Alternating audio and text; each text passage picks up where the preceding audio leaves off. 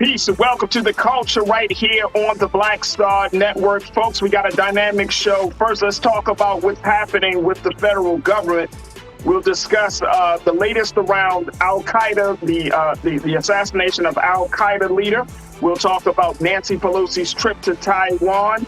And we'll talk about the latest with Brittney Griner. With a verdict expected on Friday, we'll be checking in with one of our top foreign analyst, Dr. Gerald Horne, to get the latest. Let's also talk about monkeypox, folks. We check in with Nurse Alice Benjamin to discuss what is this whole situation around monkeypox, what can we expect over the next few weeks, and how do we get to a place of wellness? We'll have that conversation at the 4 o'clock hour.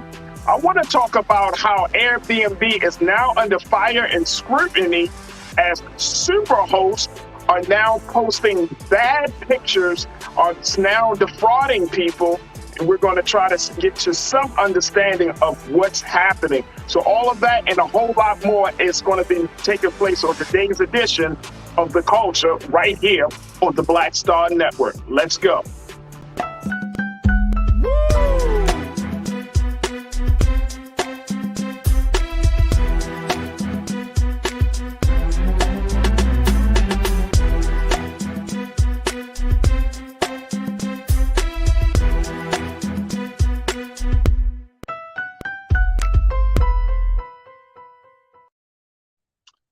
Folks, welcome to another exciting edition of The Culture right here on the Black Star Network. I'm your host, Farajii Muhammad.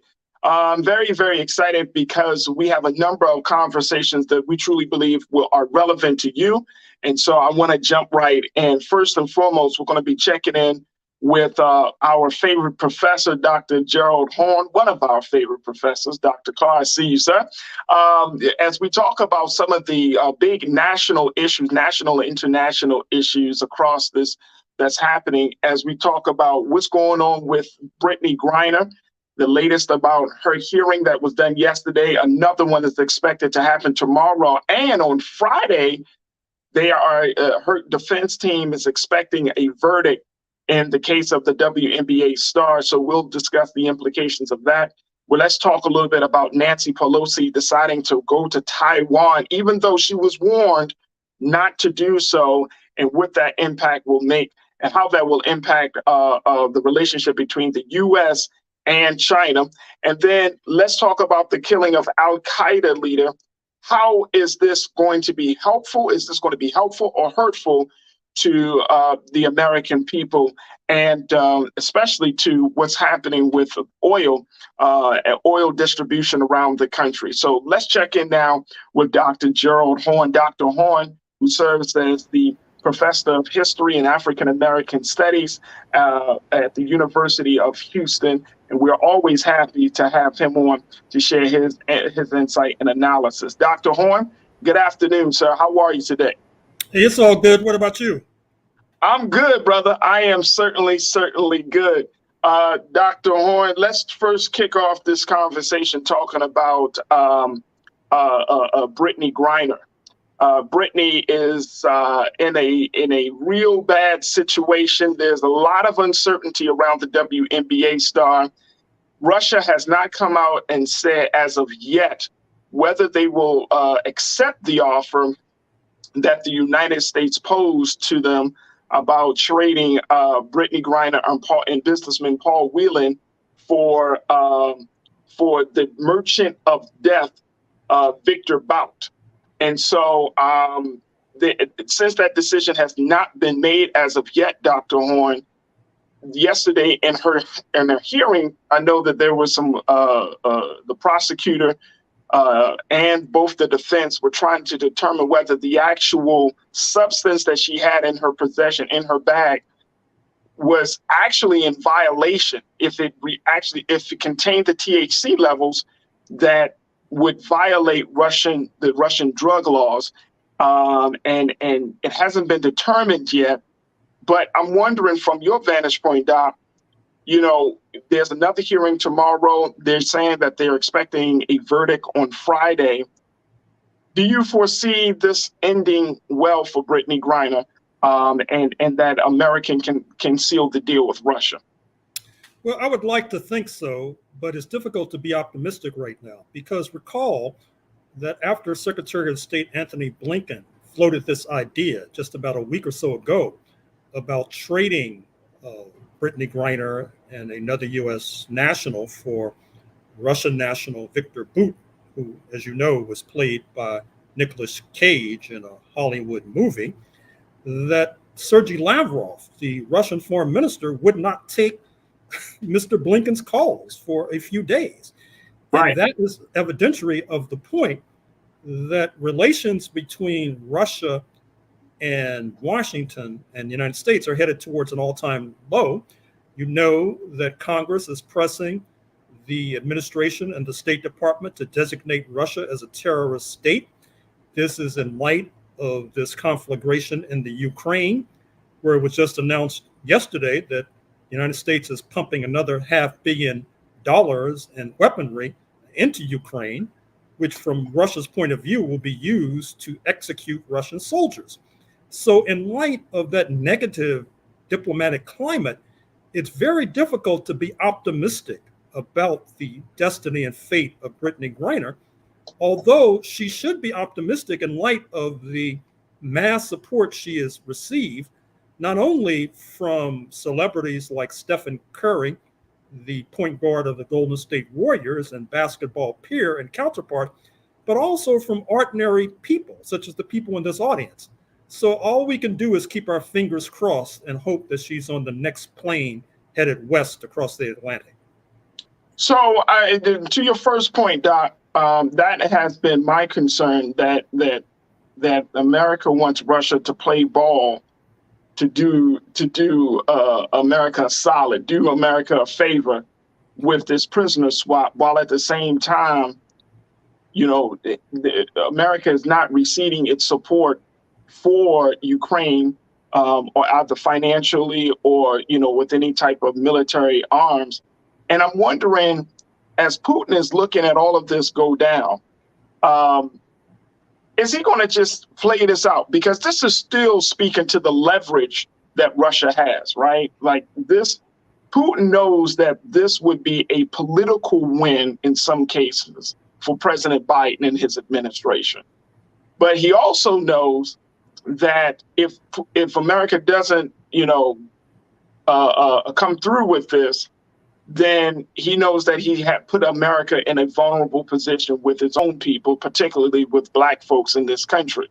So it sounds like a win-win for Russia, and it's like a win-lose situation for us here in America, because this was not considered. And I'm going to keep saying this, Doc. We're talking tough, but then we want to ask the people that we're talking tough to, hey, we're going to just stop talking tough. Do you guys mind if y'all just do this for humanitarian purposes? Can y'all just, how does that play out, in terms of policy? How does that play out on the foreign relationship side? Well, I think it's a reflection of a larger point.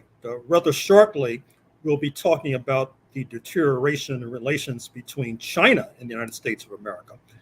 And from the point of view of Russia, they see the United States as being overextended, that the United States is already getting bogged down in a war in Ukraine. Now the United States is selling wolf tickets to the People's Republic of China. Not on our agenda for today is a discussion of the fact that the nuclear talks between Iran and the United States and other countries, those talks are resuming in Vienna, presumably at the behest of the United States of America. You see U.S. negotiator Robert Malley headed across the Atlantic to Vienna to resume these conversations. And from Russia's point of view, they may perceive that the United States itself sees itself as being overextended, which is why it's now embarking on resuming talks with Iran. And at the same time, what you just said bespeaks another issue. I'm not sure if it's dawned on the North Atlantic nations that they are not able to order the agenda as they have done for so many decades and centuries. That is to say, you have the spectacle of Germany and other European countries on the one hand seeking to weaken, if not overthrow, the Putin regime, but then get upset when the Putin regime does not send them natural gas so that they could keep their fires burning and so people can take hot showers. Just in Hanover, Germany, the other day, the administration announced that people should start taking cold showers. So you have to scratch your head and wonder in befuddlement about nations who feel that on the one hand, they can spit in your eye, and on the other hand, they expect you to give them resources. It doesn't make any sense to me. It does not make any sense, and that's why I'm concerned.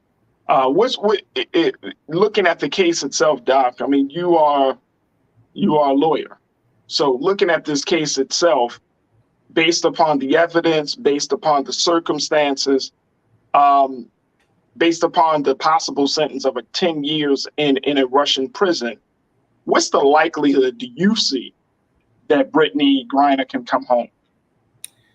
I think that I'm cautiously optimistic, and I say this because you've had a lot of press coverage in the United States that is very supportive of Brittney Griner. Just the other day in the New York Times, you had basketball superstar Kevin Durant and former superstar Sean Kemp of the Seattle Supersonics, the team that's now in Oklahoma City, both saying something that we already knew, which is that professional athletes prefer to use various derivatives of what we might call marijuana or cannabis for pain relief and pain alleviation.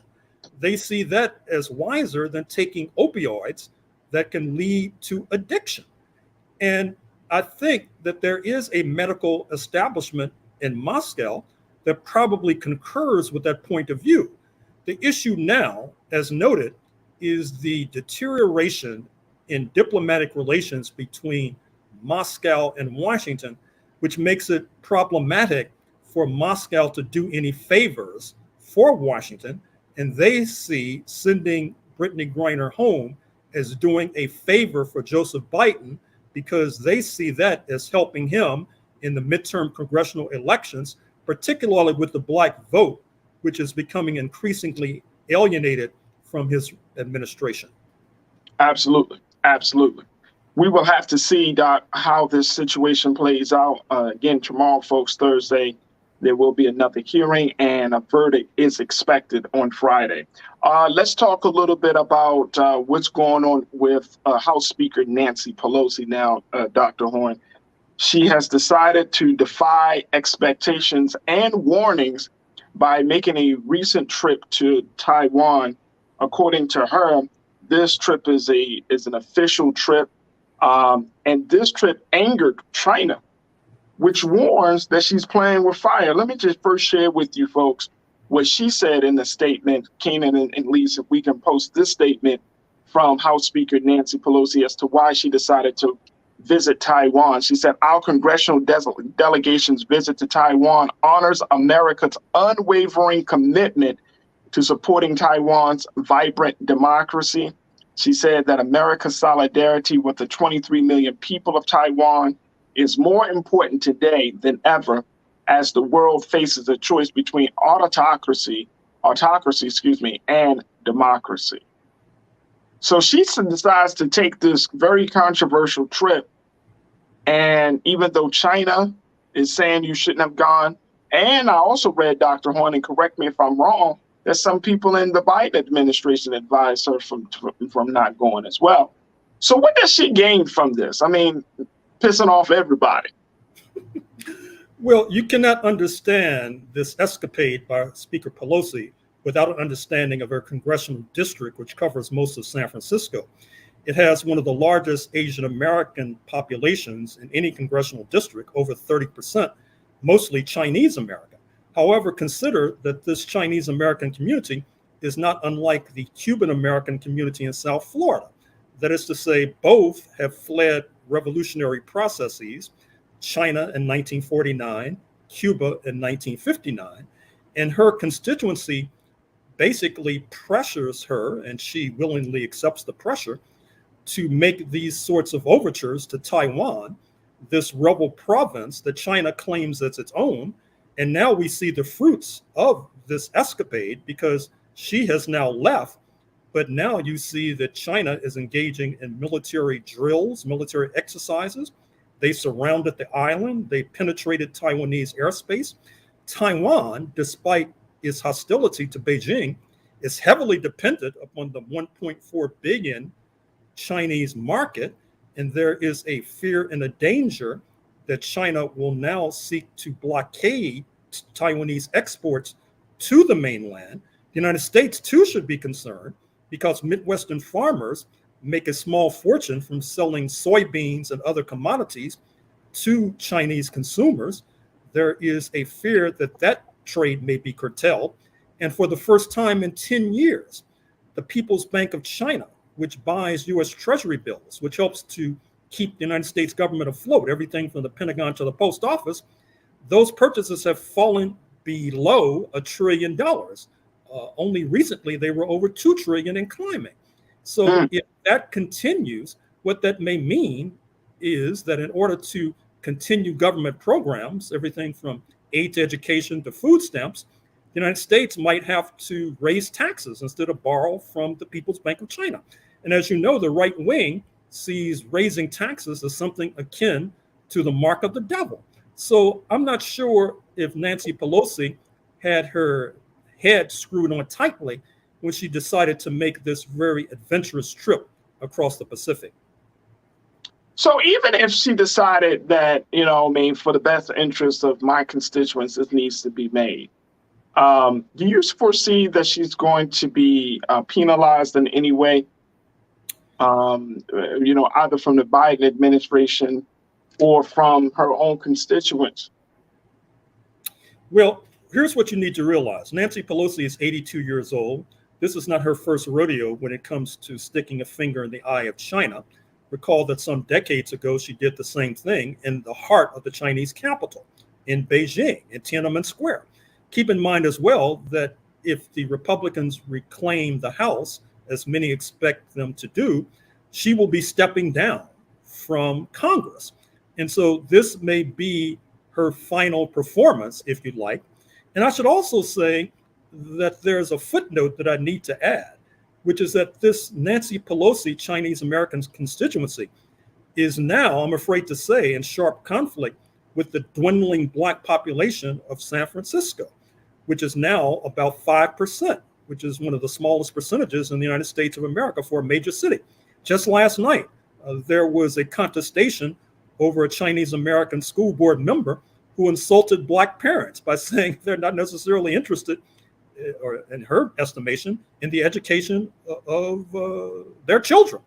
And of course, many in her constituency, speaking of Nancy Pelosi's Chinese American constituency, have sought to block Black American admission to elite public high schools, such as trying to block admission to elite public universities like UCLA. So this is a mess that Nancy Pelosi has helped to generate. And I hope that before she steps down, she tries to clean up the mess that she's generated. Oh, absolutely. Absolutely. I hope that is the case as well, Doc, because the last thing we need is now some sort of war with China.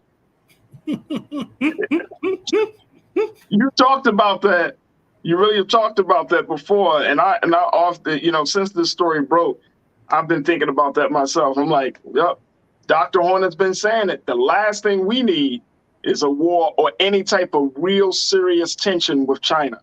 And I mean, I really hope, like you said, I don't know what's going through her head, but she better think long and hard, because at this point, you putting America in a very, very precarious position.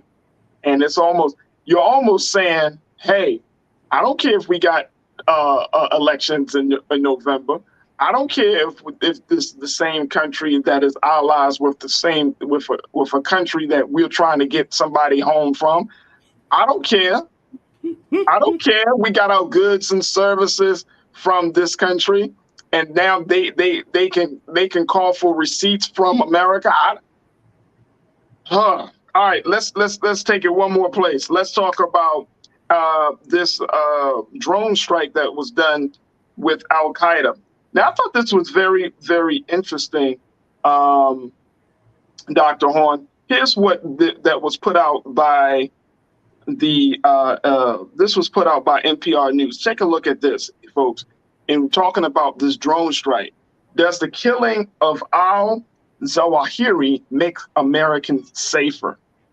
It said in a worldwide caution advisory issued Tuesday, the department noted that al-Zawahiri, who serves as an architect of terrorist attacks, including 9/11 and the 2000 USS Cole bombing, had urged his followers to attack the U.S., and that supporters of Al-Qaeda or affiliate organizations may seek to do so in the wake of his death. Current information suggests that terrorist organizations continue to plan terrorist attacks against U.S. interests in multiple regions across the globe. It added, these attacks may employ a wide variety of tactics, including suicide operations, assassinations, kidnappings, hijackings, and bombings.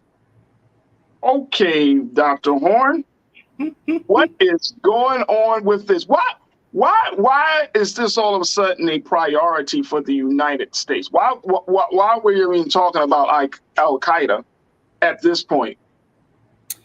Well, just to refresh the recollection of your audience, you may recall that Al-Qaeda was accused of executing the bombing of New York City and Washington, D.C., that is to say, the Pentagon just outside of Washington, D.C. on September 11, 2001, with over 3,000 people killed.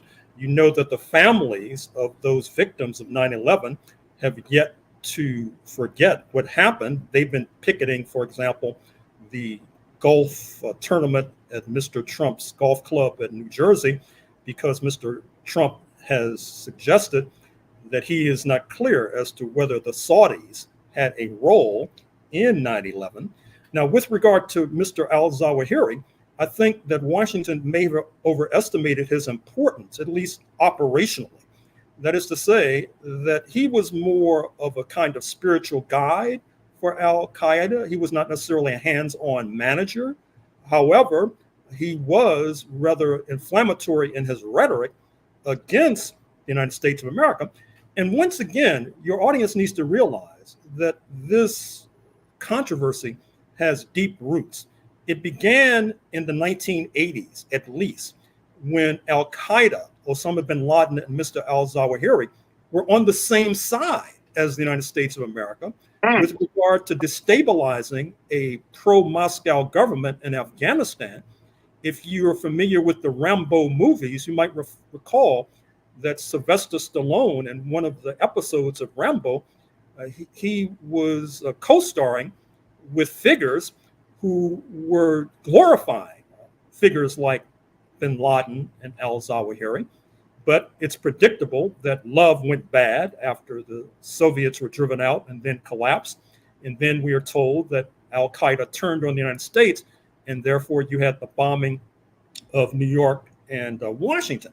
However, your audience should also know that Al-Qaeda has quite a foothold in Africa.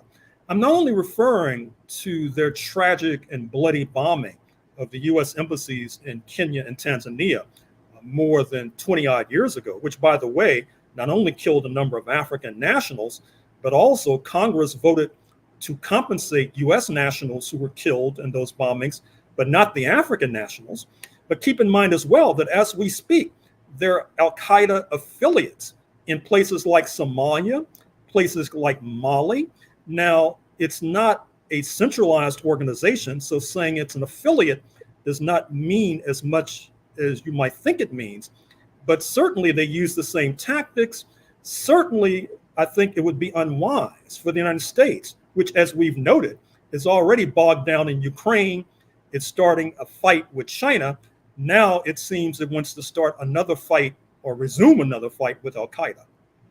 And you know what, Dr. Horn, I was thinking about that, sir.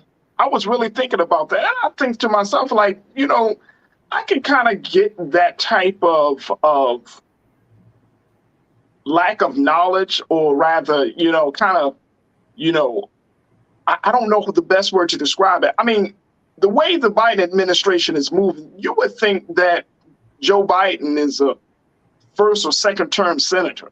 You know what I mean? Like he just doesn't know. I mean, he has 50 plus years. He's been literally probably in every single element of Congress on all of these different committees, whether it's foreign or domestic. And he would you would think like he would know how to move differently. But it just seems like there is no rhyme or reason. I mean, there's a reason for it from his vantage point, but to the American people, it's like, what are we doing? I mean, what are we doing across the waters? We're starting stuff. We just got home from Afghanistan, and now we got all this other stuff happening with Russia. And it's just like, for the American people, for those who are watching this, and like myself and my watchers and for us, we're just like, wait a minute. Now we're going back to Al Qaeda? It just doesn't make sense. It doesn't make sense also because it's not as if all the problems in the United States have been solved and resolved. Right. You see the headlines about evictions going up. You see the headlines about homelessness escalating. So one would think that Mr. Biden would want to tend to his domestic knitting. And then there's another issue too, which I think is going to gather steam in coming weeks. This scandal about the U.S. Secret Service and how they purged texts on January 6th and thereafter. Now it seems that high-level Pentagon chiefs did the same thing. Mr. Biden may want to watch his back, because I'm beginning to suspect, as have many others, that the people who were supposedly guarding him, his Secret Service, not to mention the people who were supposedly guarding this nation, speaking of the Pentagon, have been penetrated by Trumpistas. And this may be the ultimate danger right here at home, as opposed to slaying these dragons abroad, be they in Kabul, Afghanistan, or Kiev, Ukraine, or Moscow, Russia, or Beijing, China. Wow. And now wow. It's all coming ahead.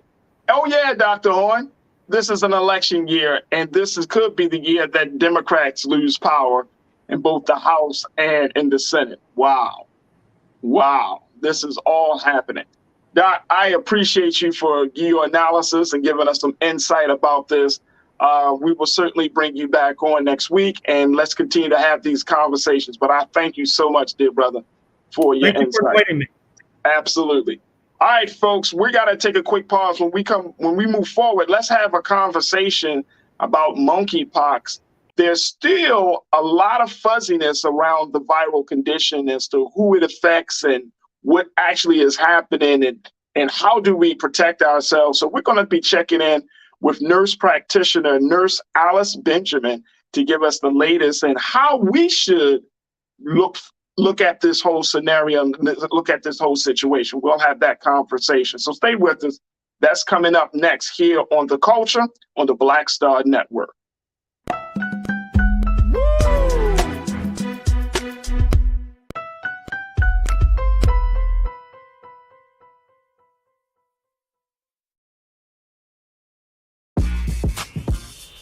When we invest in ourselves, our glow, our vision, our vibe, we all shine. Together, we are black beyond measure. Pull up a chair, take your seat. The Black Tape with me, Dr. Greg Carr, here on the Black Star Network. Every week, we'll take a deeper dive into the world we're living in. Join the conversation only on the Black Star Network.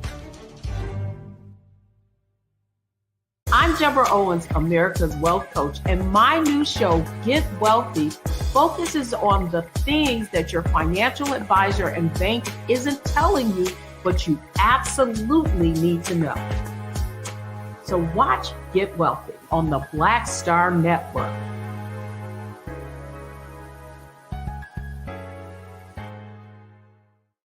When we invest in ourselves, we all shine.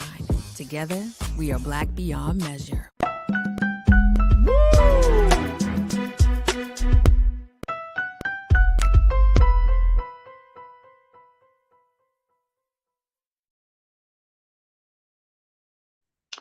Folks, welcome to the second 30 of the culture here on the Black Star Network. All right, let's have a conversation about these rising cases of monkeypox. Now, if you are not familiar, it's okay. If you're still trying to figure out, well, what exactly is it?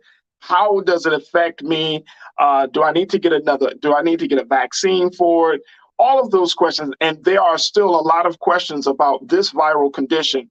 We can certainly help to try to answer as many of those questions as possible, because the next conversation that we're going to have is with a nurse practitioner. She's been a clinical nurse and has been studying this situation. She's been in the medical field for over 20 years, and she's seen a lot.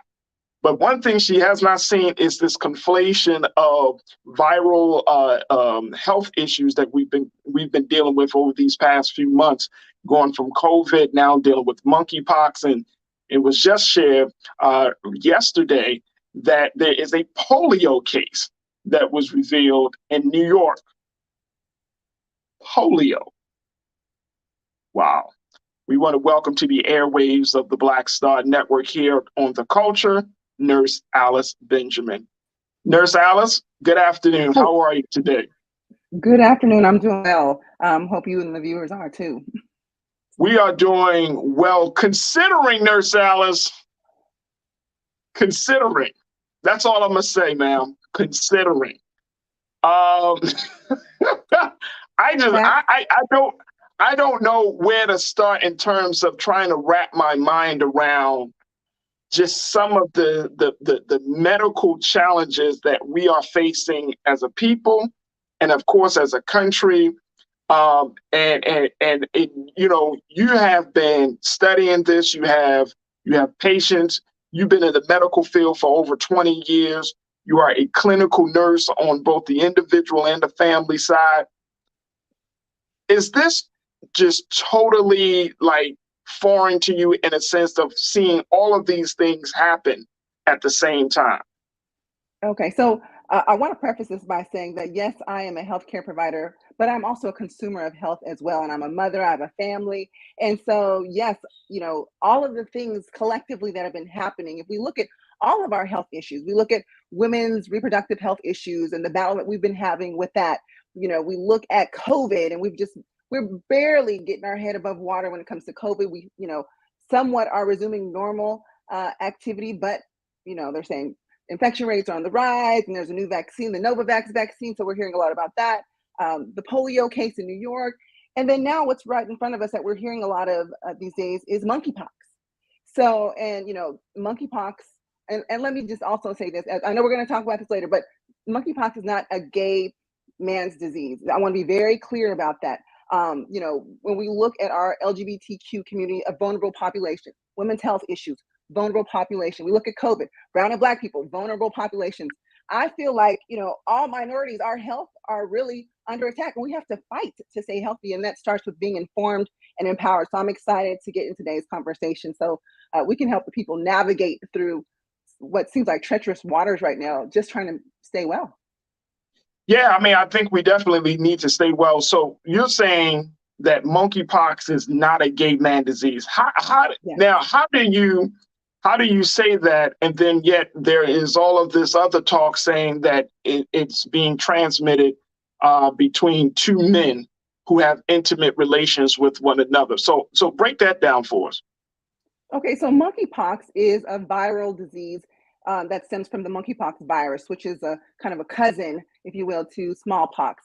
And I know that the folks who are greatly impacted, disproportionately impacted right now, are gay and bisexual men who have sex with men. That is the majority of people, but that does not mean that other people can't get it.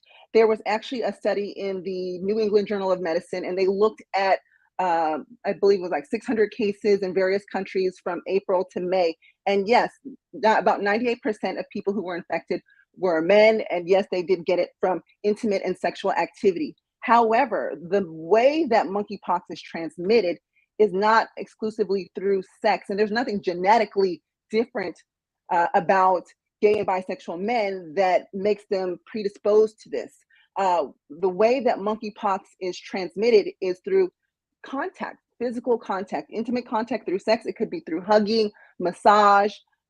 It is contact primarily with the lesions, which have a very high viral load. We also believe that respiratory and saliva can carry a high viral loads of the virus, which is why, really kissing someone, being up in someone's face, exchanging those type of fluids, that is how it is transmitted primarily. Now, I'll say this: it happen with gay men. It doesn't. I mean, although their activity, let me back up.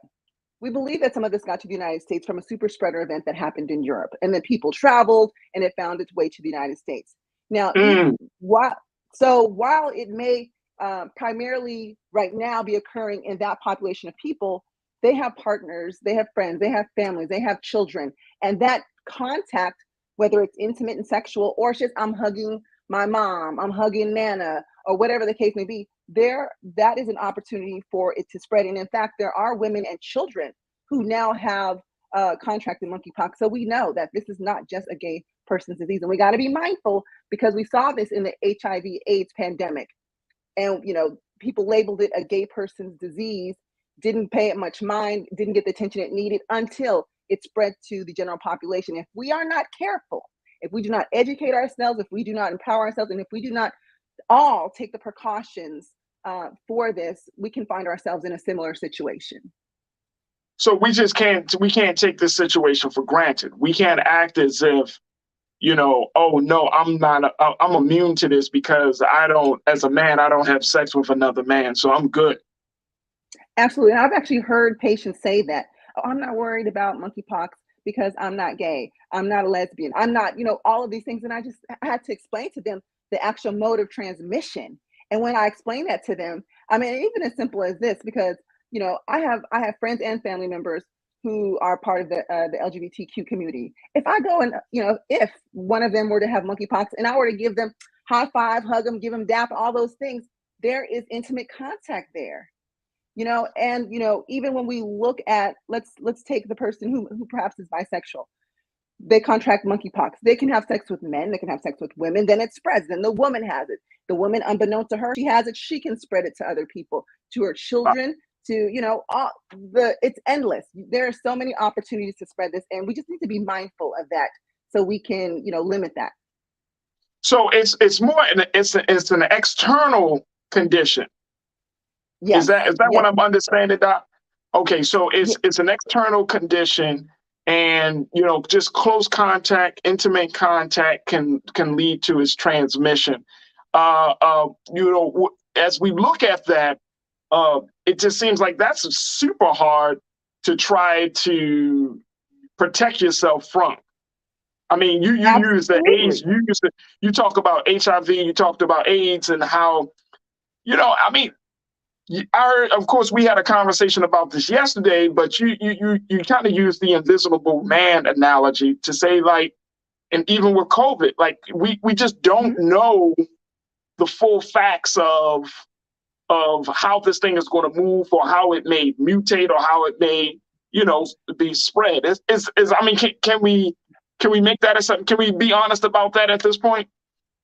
Well, yes, let's be honest. So this monkeypox is endemic to Central and Western Africa. And, we did have a small outbreak in 2003, but other than that, we've not dealt with this in the United States. We've just not. So, while the CDC and the public health department say, contact your healthcare provider, we as healthcare providers are real time getting information from the CDC. We are learning about it. We are, studying it. We are trying to keep up with things. So as people come to us for help, we know how to help you. But let's be very clear.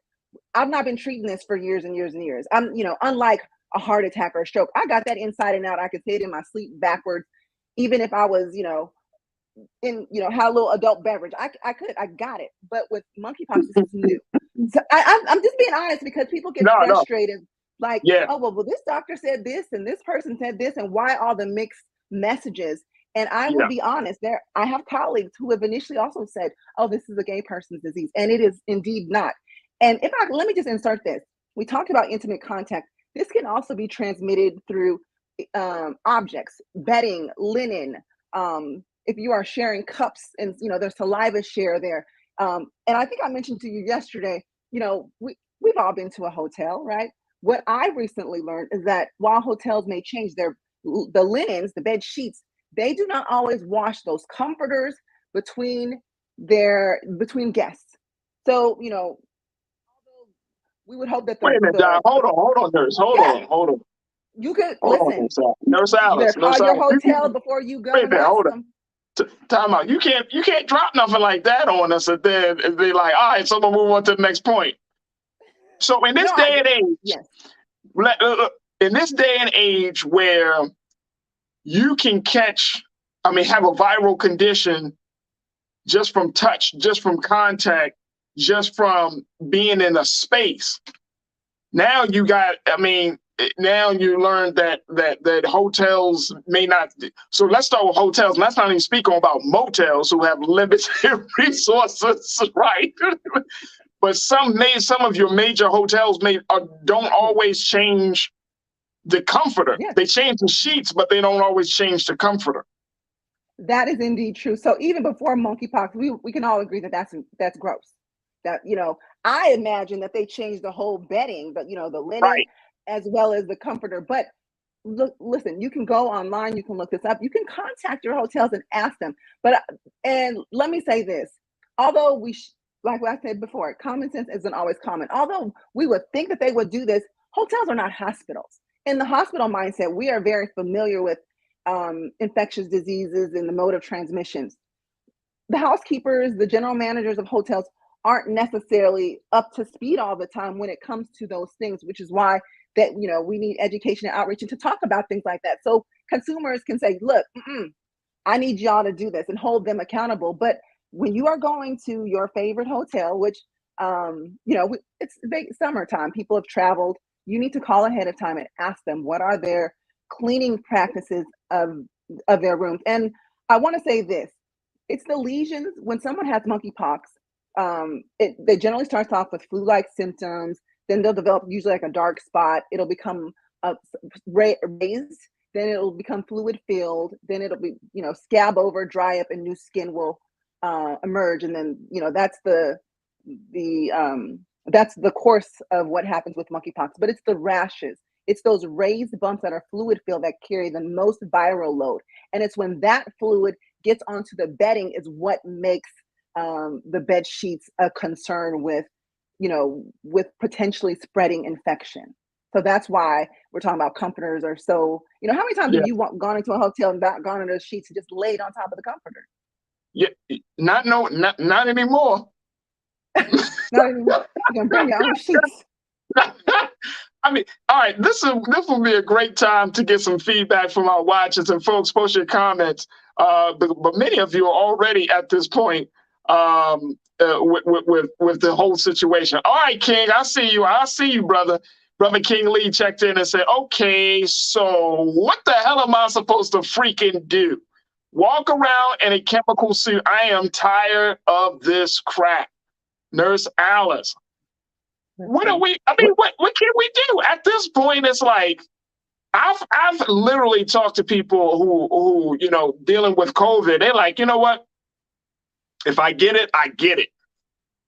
You know what I'm saying?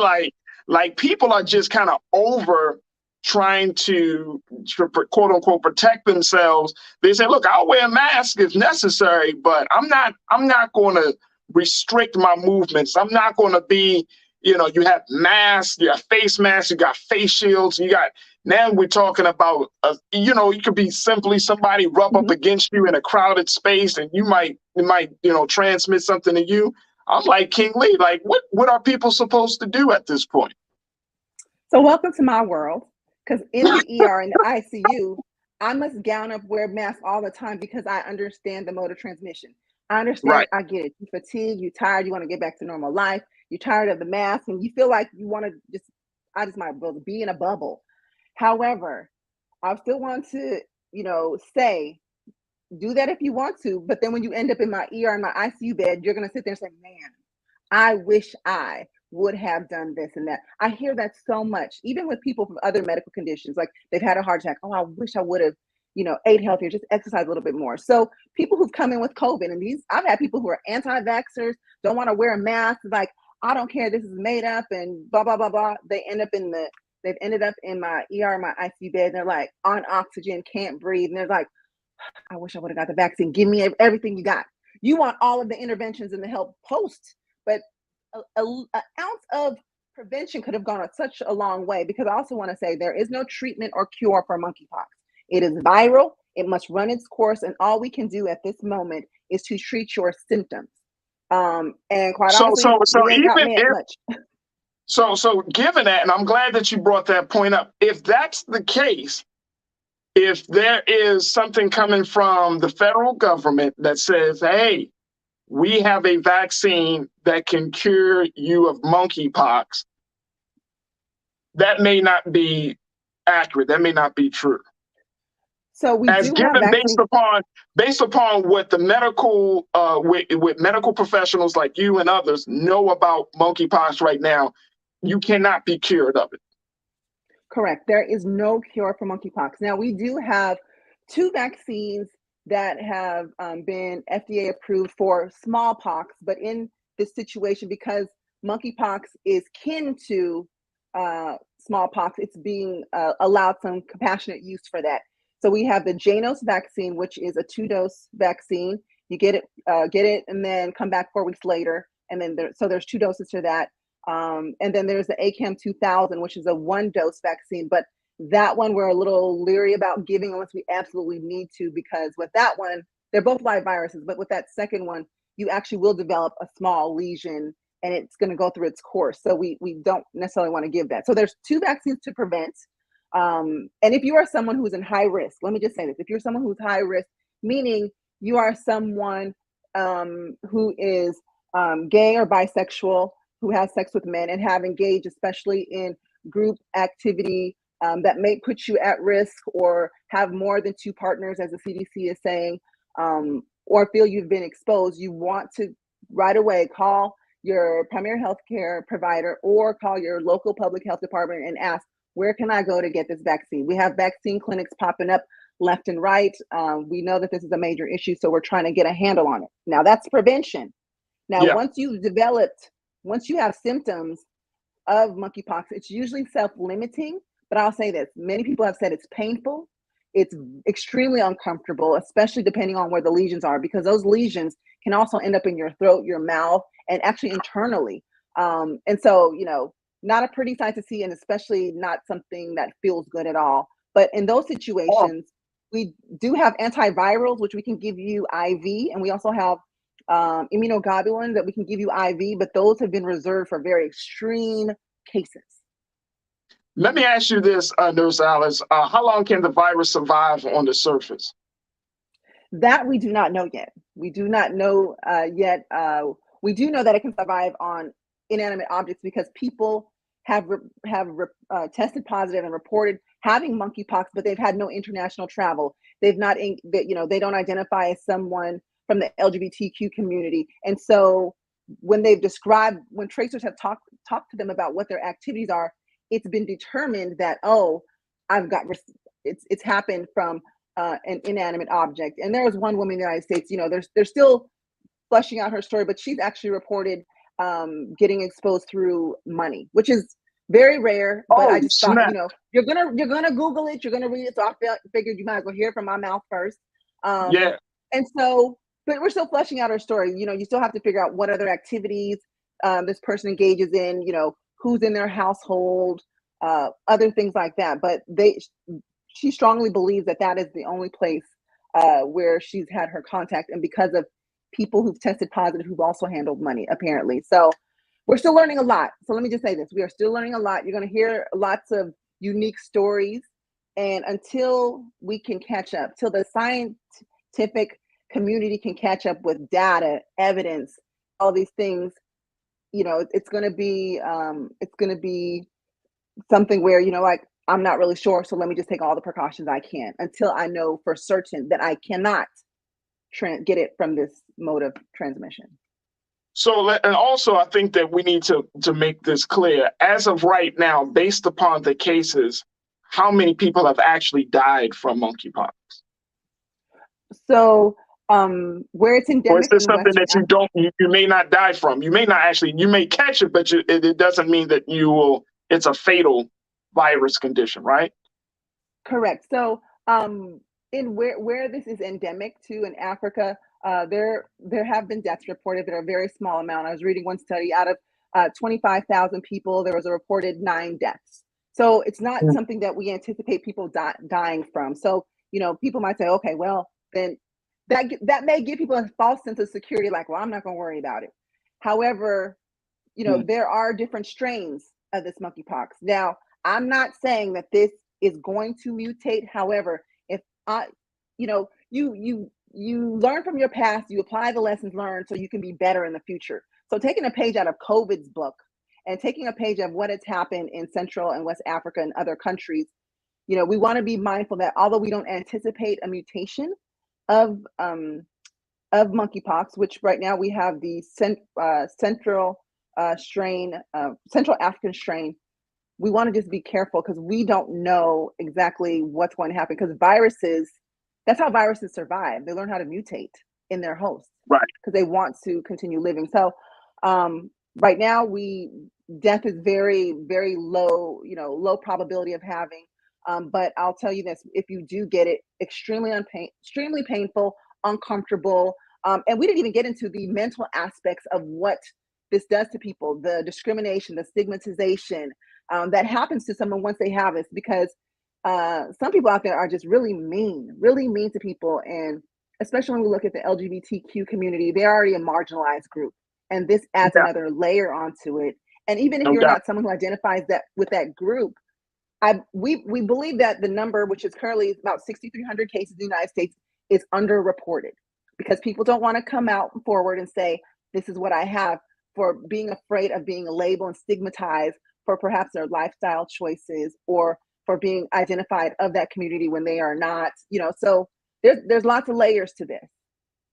So the other part about it also, Nurse Alex, is, and I'm glad that you made that point, that there's the stigmatization, excuse me, around it. But, I still feel like people are going to just be operating out of fear, right? People are still going to just like respond like, oh my God, I got monkeypox. And then it's going to go into a whole different space. How can we have some very realistic and important conversations, honest, truthful conversations about this? That's the first. That's the part one of my question. And then looking at how the United States government and the CDC dealt with the whole COVID-19 pandemic. Should we place our faith that the Biden administration, the CDC, and some of these other medical institutions are going to give us the proper and accurate and one message about monkeypox? Well, you bring up a good point, because I will say this, the CDC, the federal government, did a horrible job of communicating to the public about COVID, especially when we didn't know as much as they made it seem like we do. We were learning real time. We were gathering data from all over the world. Tell the damn truth, man. Yes. So just tell the truth. If you don't know, just tell the American people. We don't know what the hell we're trying to do. But this is science. This is medicine. We learn and go. Tell the people the truth. I absolutely agree. And I think that some of the people who, are at those levels of communication, dispersing that type of information, really are not in tune to dealing with vulnerable and marginalized communities, because oftentimes they didn't look like us. They didn't know our struggles. They're like, oh, social distance 6 feet away. Well, I'm a social distance if we live in a two-bedroom apartment, there's 8 of us. I mean, help me understand. So we really need people who look like us, who understand our struggle, to communicate these things, which is why I pride myself on talking to people before they become my patients, because I want you to have that bit of information. Even if I'm not your provider, you can go to whoever your provider is and ask them the hard questions, and just be prepared. They may not know because they don't know our struggle. And that's just fact. So, but when it comes to the monkeypox, I believe the government in many of these states, especially those who've declared public health states of emergency, they've learned from COVID, like, oh, no. Let's nip this in the bud. Let's activate this so we can get resources, manpower, going so we can get vaccine and education outreach going, so we can coordinate better, so we can get more vaccines. So that piece that they're doing better in. At least I'm in California, and California, New York, and Illinois are those states that have done that. So that's a step in the right direction. But now communication and dissemination of this to the public, while delicately not trying to stigmatize the LGBTQ community, is going to be their struggle, because they already fumbled it. They fumbled the ball when they were communicating to the general public. Now, when you're trying to communicate this without singling out this community, because they are not responsible for the spread of monkeypox. I want to say that nobody's at fault. This is a communicable disease that's spread by a virus. The monkeypox virus is at fault for the monkeypox virus. That's right. Clear. That's fact.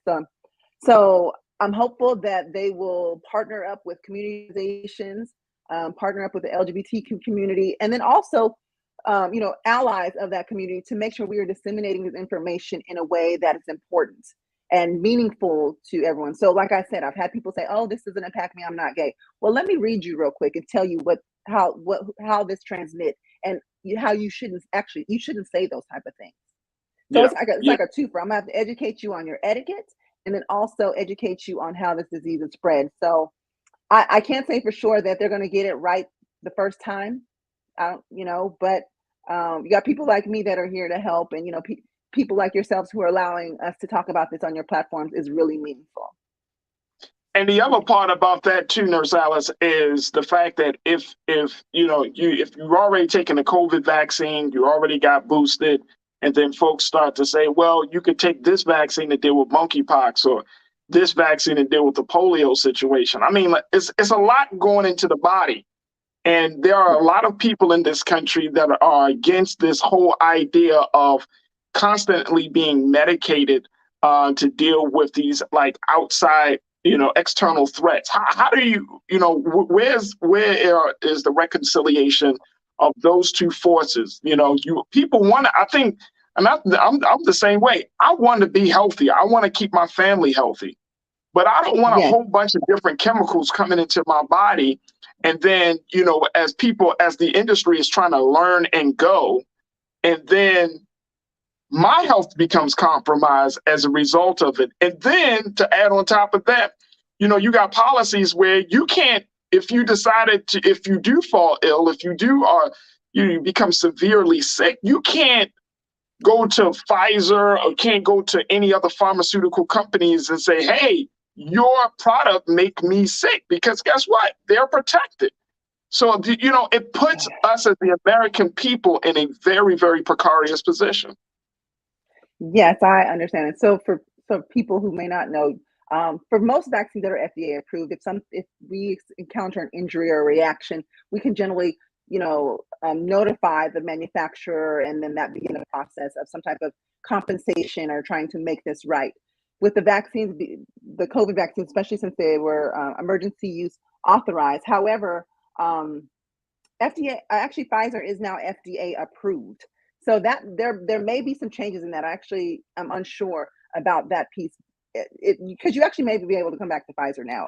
But when it comes to the vaccines, I know it seems like a lot of medicine being injected into someone, especially if you're concerned about what is it really doing to my body. So we've encouraged people, I'd rather you be protected than not. So if that means that you space this out, by all means, space this out. Now, when it comes to someone who is vaccinated and boosted from COVID, so perhaps if you have Pfizer or Moderna, because those two vaccines have a small risk of what we call pericarditis or myocarditis, which is inflammation around the heart. We recommend that you space the vaccine. So if you're going to get a Moderna or a Pfizer vaccine, but then you're going to go get your monkeypox vaccine, we ask that you wait at least 4 weeks in between, so you don't increase your risk of developing the inflammation around your heart. Because one vaccine alone, you have a small risk, but two vaccines together that both have those risks, we ask you to space those out. But I get it. A lot of vaccines, and it seems like they're all coming at you at once. You're a little leery because you don't really understand the science. We don't have long-term data yet. Perfectly reasonable, and it's okay to feel that way. This is where you as a consumer can do your due diligence, do research, talk to your healthcare provider, ask questions. And if you still, and this is how I am. I'm a healthcare provider, but I'm here to empower you so you can make the best decision for yourself. I can't make you do something. You can ask me, Nurse Alice, what would you do? I can tell you what I would do, but ultimately at the end of the day, it's your decision. I'm going to respect your decision. But and even if you choose not to get vaccinated, I'm still going to offer you tips and suggestions on how to keep yourself safe. But if you ask me, Nurse Alice, would you get these vaccines if and which, by the way, even as a healthcare provider right now, I'm not eligible for a monkeypox vaccine, although I might be at risk for it because there's such a limited amount. But if you ask me, Nurse Alice, when the time comes, if you're eligible and you can have access to this vaccine, would you? And my answer is going to be yes. And it still comes down to you making the best choice, using the best intelligence for you and your family. Oh, I'm glad that you shared that part, because some people will bring you that doomsday gospel, Nurse Alice, and act as if and act as if you can't think for yourself. Like, oh no, you gotta just empower people. What happens when you do that? If you really press someone, they're gonna be like, well, what's wrong? What's wrong? Why are you pressing me? Like they're gonna say no, right? You're gonna further push them away. So I'm gonna go ahead and give you the information, and I'm gonna let you chill, process it, and then allow you to come up with that yourself, because we're partners in healthcare. Actually, I work for you as a provider. So absolutely. Absolutely. Nurse Alice Benjamin. Nurse Alice has been working in the field of medical and healthcare for over 23 years. She's a board certified clinical nurse specialist and a family nurse practitioner. She has practiced at such places such as Cedars-Sinai Medical Center and Sharp Memorial Hospital, done extensive research in the area of burn and trauma and emergency medicine. She has done work on the whole COVID-19, and now she is, as you can hear, folks, she's still learning about this monkeypox situation. But I'm happy to know that we have a sister that is giving us some reasonable recommendations on how to move forward. Nurse Alice Benjamin, thank you so much, and we look forward to bringing you back on as we continue this situation. Thank you for having me. You guys live well, okay? Make good health choices. Absolutely, absolutely. Folks, we got to take a quick pause. When we come back, let's talk about Airbnb and how superhosts are now under scrutiny for selling people wolf tickets about the places that people are renting, and how there seems to be a trend that is racially motivated superhosts to use slave plantations and other slave sites. So sites where we should call sacred ground as Airbnb Airbnb places. We'll talk about that. So stay with us. That conversation is going to happen as we move forward right here on The Culture on the Black Star Network. We'll be right back.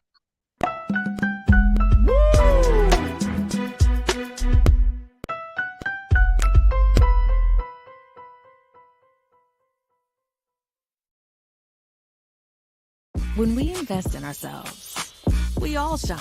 Together, we are Black beyond measure. I'm Deborah Owens, America's Wealth Coach, and my new show, Get Wealthy, focuses on the things that your financial advisor and bank isn't telling you, but you absolutely need to know. So watch Get Wealthy on the Black Star Network.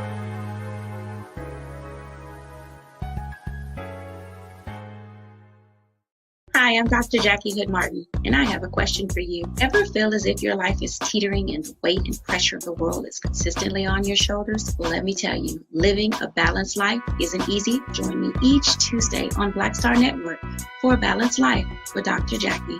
We'll laugh together, cry together, pull ourselves together, and cheer each other on. So join me for new shows each Tuesday on Black Star Network, A Balanced Life with Dr. Jackie.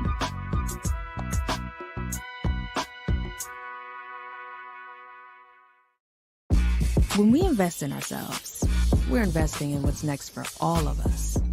Growing, creating, making moves that move us all forward.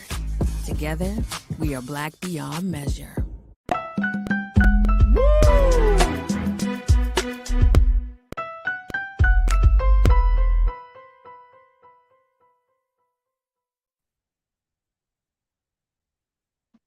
All right, folks, welcome back to the show. Welcome back to the show. All right, now let's have a conversation about Airbnb. If you're like me, as you're traveling and you're moving around, you know, sometimes the hotel decision, making a decision to be at a hotel, can now consider what Nurse Alice Benjamin shared with us about cleanliness. Man, it's going to have us thinking twice about hotel stays. But if you have been like me, you know, you find that sometimes hotels can be pretty costly. I mean, really, really costly, to be honest. And now a lot of people have decided to use Airbnb, which are pretty much more like apartments and homes to accommodate their needs. Folks have found that Airbnbs are more amenable to families. You know, they bring you a certain level of comfort when you're traveling. You have more amenities at your disposal. Well, what about when now it seems to be a trend where Airbnb superhosts and hosts are selling us wolf tickets, meaning that they describe this place as being fantastic. They describe this place as being this and having that, and you will be close to this, and all of those things are happening, only for you to find that once you get there, guess what, folks? It is not like what they describe. Here's the situation. This happened to as one superhost was recently exposed by a TikTok user for telling people that that they were going to have access to a state-of-the-art place. Take a look at this, folks. TikTok exposed this Airbnb host for listing slave quarters. Slave quarters as a cozy stay. The spot had a 4.97 rating, folks, and 68 reviews, which were mostly submitted by white people. This was an Airbnb called the Panther Burn Cottage at Belmont Plantation.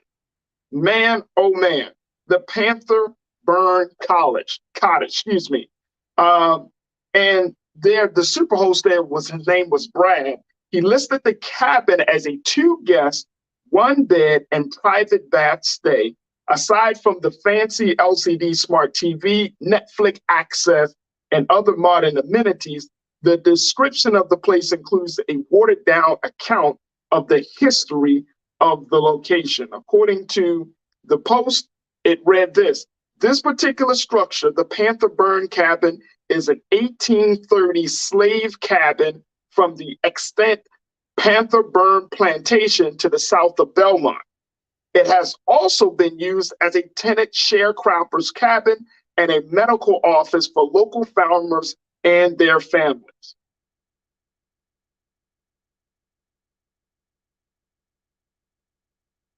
Wait a minute. So we're using slave quarters now as Airbnbs? You mean to tell me that in 2022, the race question, the race conversation has become so crazy that the places where our people were enslaved are now being used as an Airbnb location with Netflix access?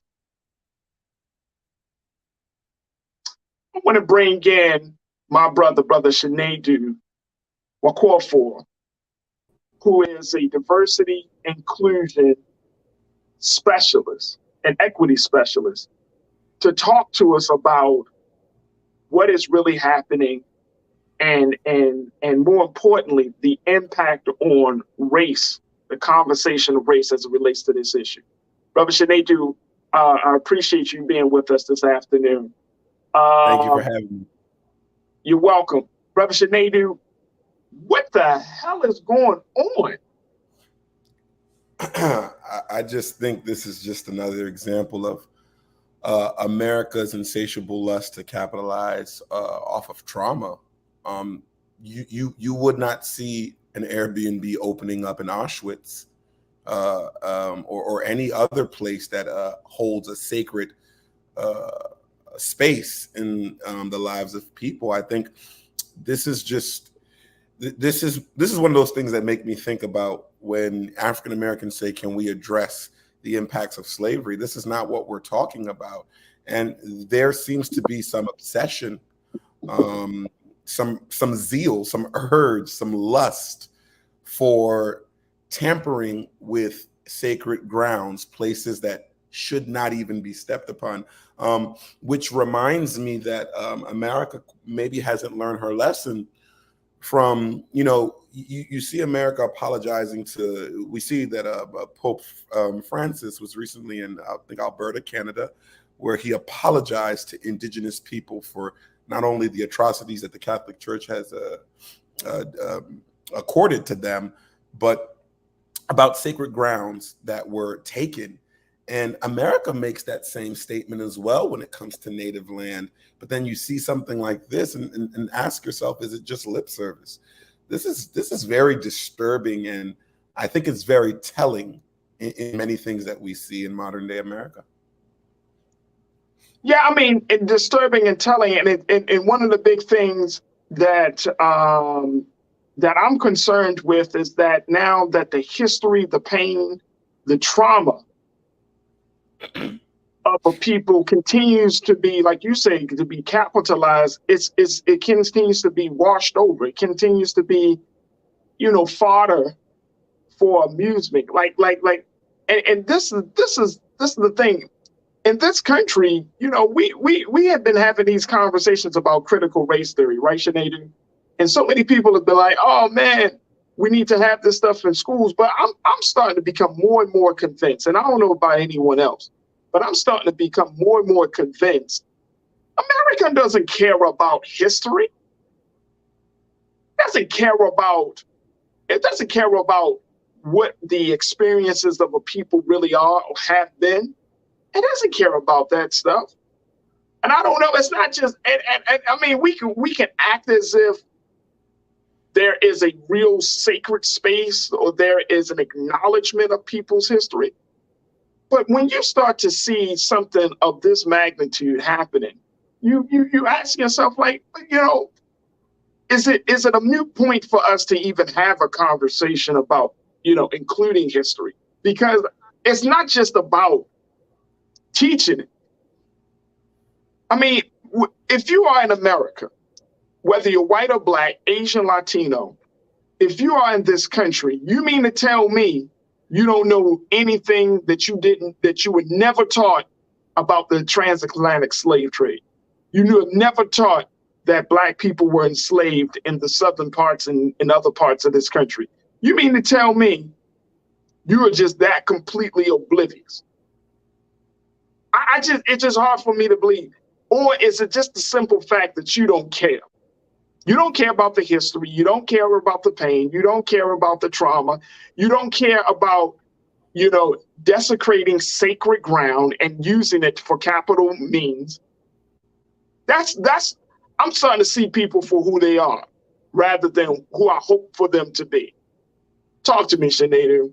Yeah, I think education is the least of the worry, because we were educated to understand that Confederate states lost the battle. However, there's still some level of reverence towards Confederacy and that flag, and you see people who carry it. They carry it with so much respect, honor, and valor. It's just a simple thought of America being very choosy, if you will, towards the history that they think is the one that you should care about. Hence the critical race theory conversation. There's parts of our history that America just does not have an interest in respecting. They'll make mentions of Martin Luther King's speeches, but put no actions towards the words he pontificated. And that just has been America. And quoting Martin Luther King's words, he famously said, be true to what you said on paper. America says one thing and clearly does another. I just think this situation is heinous. I'm glad Airbnb is taking the correct steps, I'm hoping, to solve this matter amicably. But get off of Airbnb for a second. An American, a human being, thought that it would be prudent to rent out a slave quarters that were used to treat people like cattle. And we see America make, back to my example of the Confederacy, when we wanted to take statues down within the last 2 or 3 years, you saw so much people make reverence and say, no, there's no way this could happen. But you don't promote the freedom and respect of America if you do one thing on the left and don't follow the other on the right. To me, it speaks highly on the lack of respect that people have for the struggle that Black people made and the enjoyment. I'm sorry, if you ask me, I would conflate this to the enjoyment that white people used to have of watching Black people get lynched. I don't see a difference here. Brother, I mean, definitely, I definitely get the same vibe, and I think that is the most. That's one of the perfect analogies. It's like, hey, people's pain is you know what I mean, some type of circus act. You know what I mean? Like oh yeah. I mean, when you look at what's actually being said about this Airbnb and some of the reviews that came in, I mean, and I can't tell, Brother Shanadu, whether these are real reviews or they, you know, or not. But some of the reviews from white people say, "Oh, this was memorable. Highly recommend watching the sunset." One review said. Another review said, "Enjoyed everything about our stay, the cottage, the history, the tour, breakfast, all of it was great." And then another review called it a delightful place to step into history. Now, and see, when you're talking about making mockery of a people's pain, one of the most traumatic events in American history. But then you want us to believe that you want us to believe that you're trying to move forward, that you really care. That message get lost in the laughing and the mockery that you make of our experience. That gets lost because guess what? You've shown that you don't care. And the silliness here, to add to that, Brother Shanadu, the silliness is that some Black folks will still try to defend some of this thinking. And I always tell people, like, yeah, white supremacy is such a poisonous philosophy and ideology that it can turn people into almost like beasts. You know what I'm saying? It just makes people other than themselves and exhibit savage thinking and savage behavior that you gloat in the hurt and the pain of another person or another people, that you think is funny that we went through that experience. But then you get all up in your feelings when you hear Black people talk hard about white people. So I just don't understand it. It's hard for me to reconcile, bro. You know what I mean? It's hard for me to, and it's hard for, you know, as a student of history, it's hard for me to be like, well, they just don't know no better. No. I truly believe, and you please, Brother Shanadu, you know, you can definitely check me. In 2022, if you are still exhibiting this level of ignorance about history, it's not because you've never been taught. It's because you choose to be in that space. It's not that you haven't had a chance to learn. You choose to be in that space. That's what I'm getting, bro. That's what I'm getting. Yeah, I've always had this strange concern about, you know, some of these things, and I would be hard pressed, since, you know, the reviews spoke highly on a historical significance. I'd be highly pressed to know how many of these people have came to the Blacks in Wax Museum here in Baltimore, or the Museum of African American History designed by David Ajayi in DC, and how many of them would want to sleep there? because it's one thing to go to a house and say, oh yeah, it's for historical significance. I don't think in those houses, I could be corrected, that they have the graphic explanation of really what took place.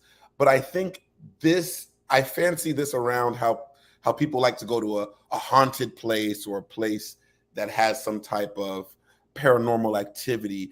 It's a thrill. And that is very dangerous when you get thrilled by the trauma of other people. And I brought up museums because, again, I want to see who wants to go. If you haven't been, I want to see who wants to go to the basement of the Blacks and Wax Museum and sleep there, of any race. Or better yet, the question is, why are you doing that?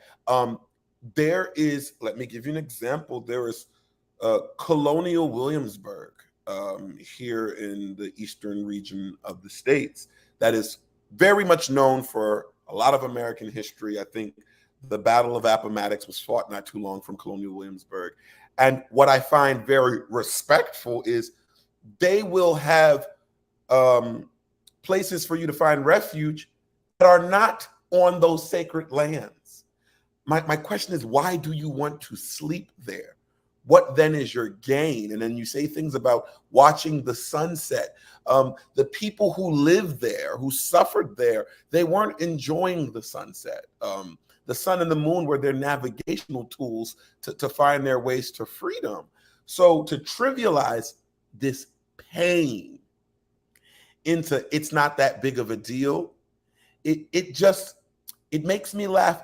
And if you want to be a student of history, if you are interested of historical significance, may I suggest that for ethnographic research purposes, maybe you move into West Baltimore or on Slauson Avenue, so you can get into current history of what's happening. If you're so interested in knowing the history, let's not always look at what was. Let's go see what is. And if you're really interested, move into those areas. But in those areas, those same people would run out of fear of what could currently befall them. So I call bullshit, first and foremost, that this is just yet another ploy or play in white people's affinity. And Dr. Frances Cress Welsing talked about this, the affinity of white people to be obsessed over Blackness as a sense of a commodity. Right back to how much of the funds of that Airbnb is going back to Black preservation or Black change agent organizations? These are all questions that I'm just curious to know. All questions. All questions. These are very, very serious questions, Brother Shanadu. You know what I'm saying? Like, at the end of the day, these are very serious questions. And it's not just about Airbnb, because this is just like I said, that's just a platform that people use. But the level of ignorance underneath all of the Airbnb drama is the fact that, as much as we want to believe, and I generally don't like to talk about certain stories like this, right? I don't like, because the race conversation can become a very circular conversation. We can talk about the craziness that white people, the things that white people say, the things that white people do.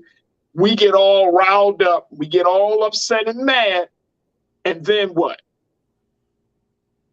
It becomes like this, like, all right, we get mad, all right, then we calm down, and then, without any radical change to how we are, right? To radical change in our behavior, radical change to policy. So unless we're going to move the needle forward, I think this is important. The reason I brought this particular story up is because of, one, what we're seeing in the level of fraud that is on these spaces, right? That was once used, it's a simple thing. Hey, you want to rent out a space? You can rent out a space. You don't have to go to a hotel. Now it becomes this racial thing. And now we have to have a conversation about the sensitivity of Airbnb hosts of certain places. Now we got to have a conversation about which spaces are off limits to rent. You know what I mean? Like, and people, and this is the poison. I'm going back to this, Brother Sinead. This is why when we have conversations about race, the poison of white supremacy penetrates and oozes in every single aspect of life. All we were simply talking about is renting a place to have when we go on vacation, when we go out of town. Now, as Black folks, we got to look to see if the damn superhost is a racist. Mm-hmm. You know what I'm saying? Like, you can't run away from this. And guess what? It's not on Black people to fix. How can the oppressed be charged with fixing the oppressor? We don't have any power, quote unquote. We got power, but I'm saying you got no. I hate it. I absolutely hate it.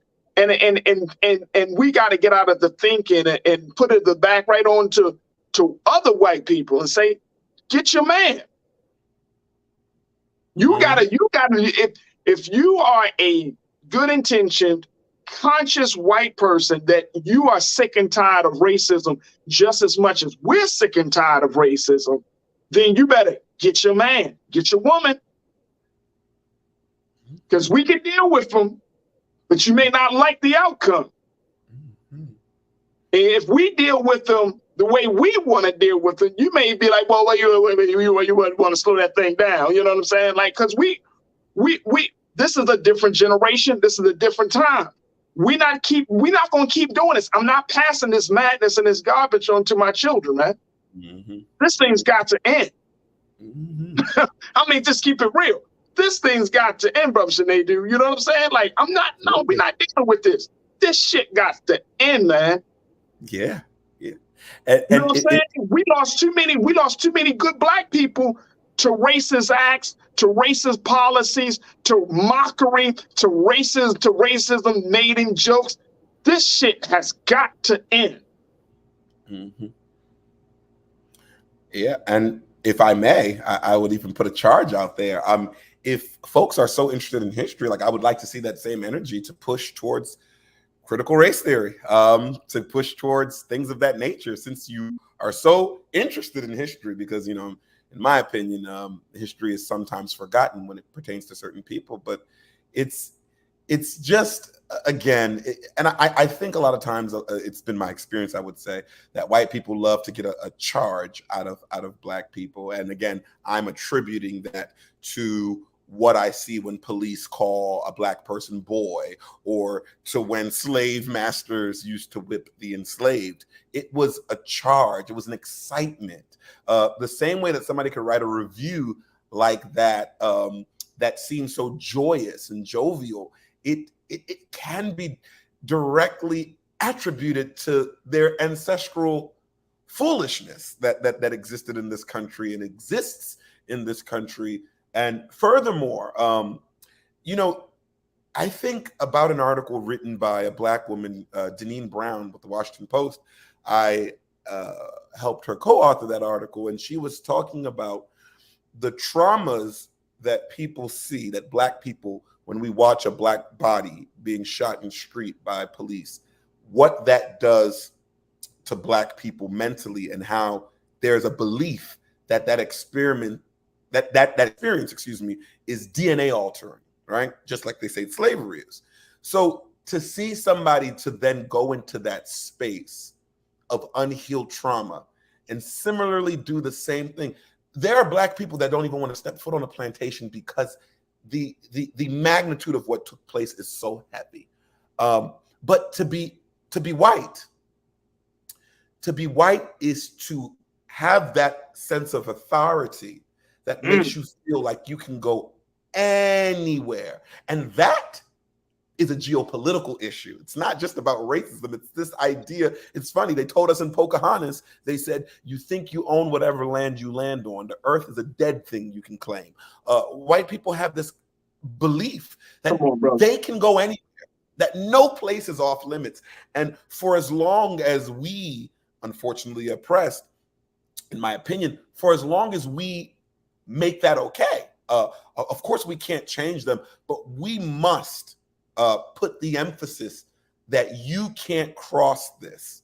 There is a reason why you can't rent out a place in Auschwitz, because the folks that went through the Holocaust stand by that this could not happen again, and no one could step foot in this space unless it's out of reverence and reverence alone. I think Black folks, it's not our fault, but it might be time, like you said, that we have to quote unquote check our mans and say that this cannot happen, and that I don't like to instill fear, but fear seems to be the only language that white people understand, that you cannot step here. And if you do, ellipses, ellipses, ellipses. Facts. All right, let me take a couple of comments because people are checking in on this. Janae, you posted a comment, say Ryan Coogler and Jordan Peele need to make a movie of us enslaving whites, and we can say we just want to play it out and make it a #1 hit. Let's role reverse since they want to know what it was like. I mean, some folks might laugh at that, but you know, that is, and Sinead, you know, like I know, that is one of the top fears. That if we were to reverse, you know, if we were to get into a more powerful position, that we would do unto them as they have done unto us. That's a fear, and I'm not saying for every white person that's not the case, but I'm saying that because here's why that's a fear. They know, the whole world knows, in particular, that in this country, Black people are waking up. Black people are waking up. Now, some of us may not, and I'm saying some of Black folks may not believe that, bro. But the reality is there is a conscience that has emerged on the scene today. And that consciousness is forcing the next generation and some of the elders of this generation to say enough is enough. There is a new consciousness that's present today, and people know it. The world can see it. We are waking up. It may not be based upon your timeline, my timeline, but guess what? God's will be done. I truly believe that. I truly believe that. This ain't racism. This ain't nothing, no hatred of any time. I'm just saying the simple fact that you can't keep a people down and oppressed and ignorant for so long and not expect justice to prevail to where that people that have been oppressed for so long will not wake up from their slumber and not fight against their oppressor. You can't do it.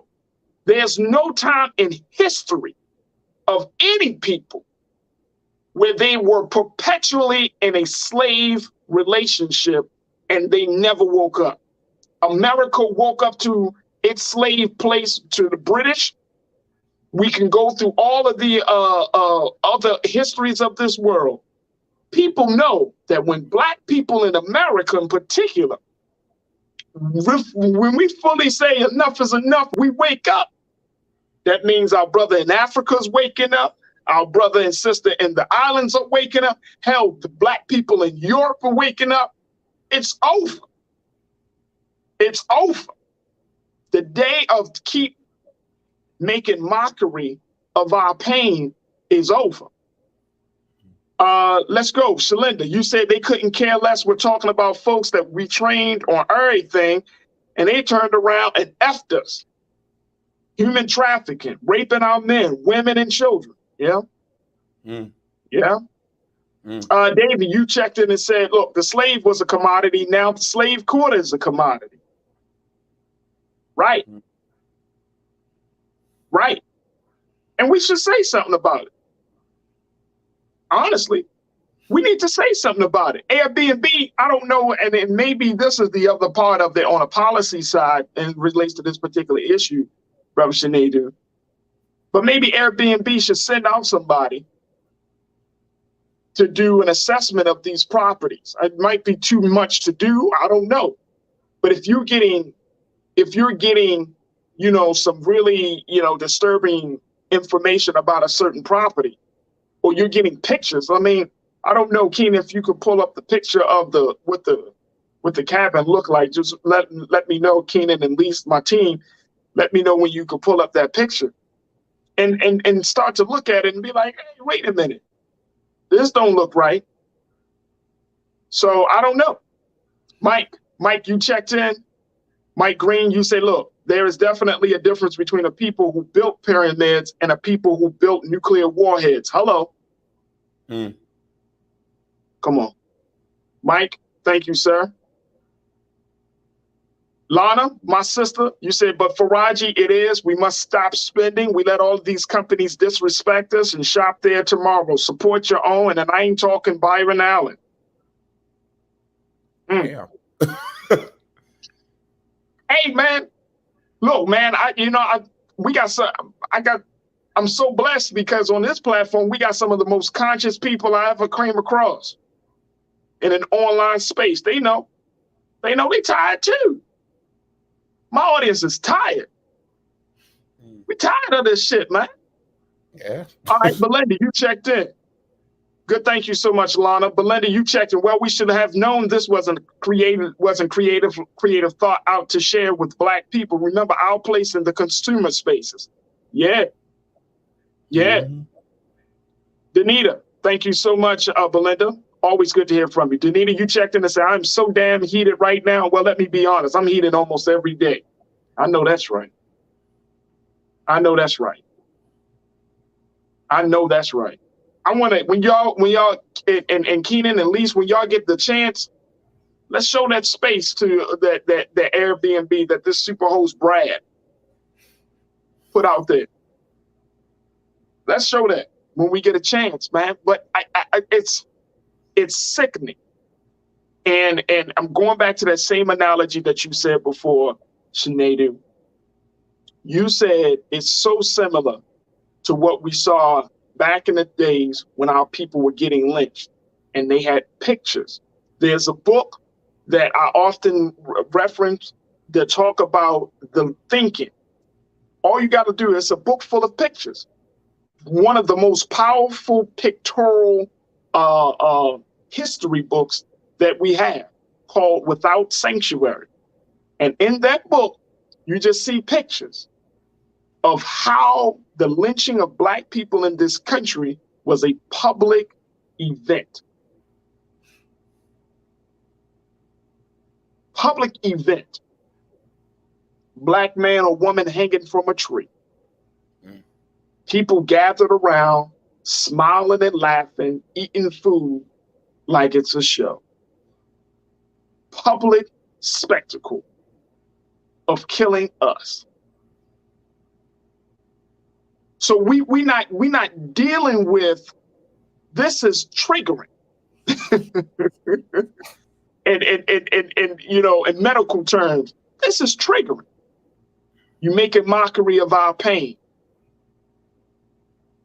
But then if we were to respond in kind, if we made mockery of your pain, then how would you respond? Then how you would respond? Go ahead, brother. Look at this. Here we go. Look at this, y'all. Look at this. How do you post that and see this?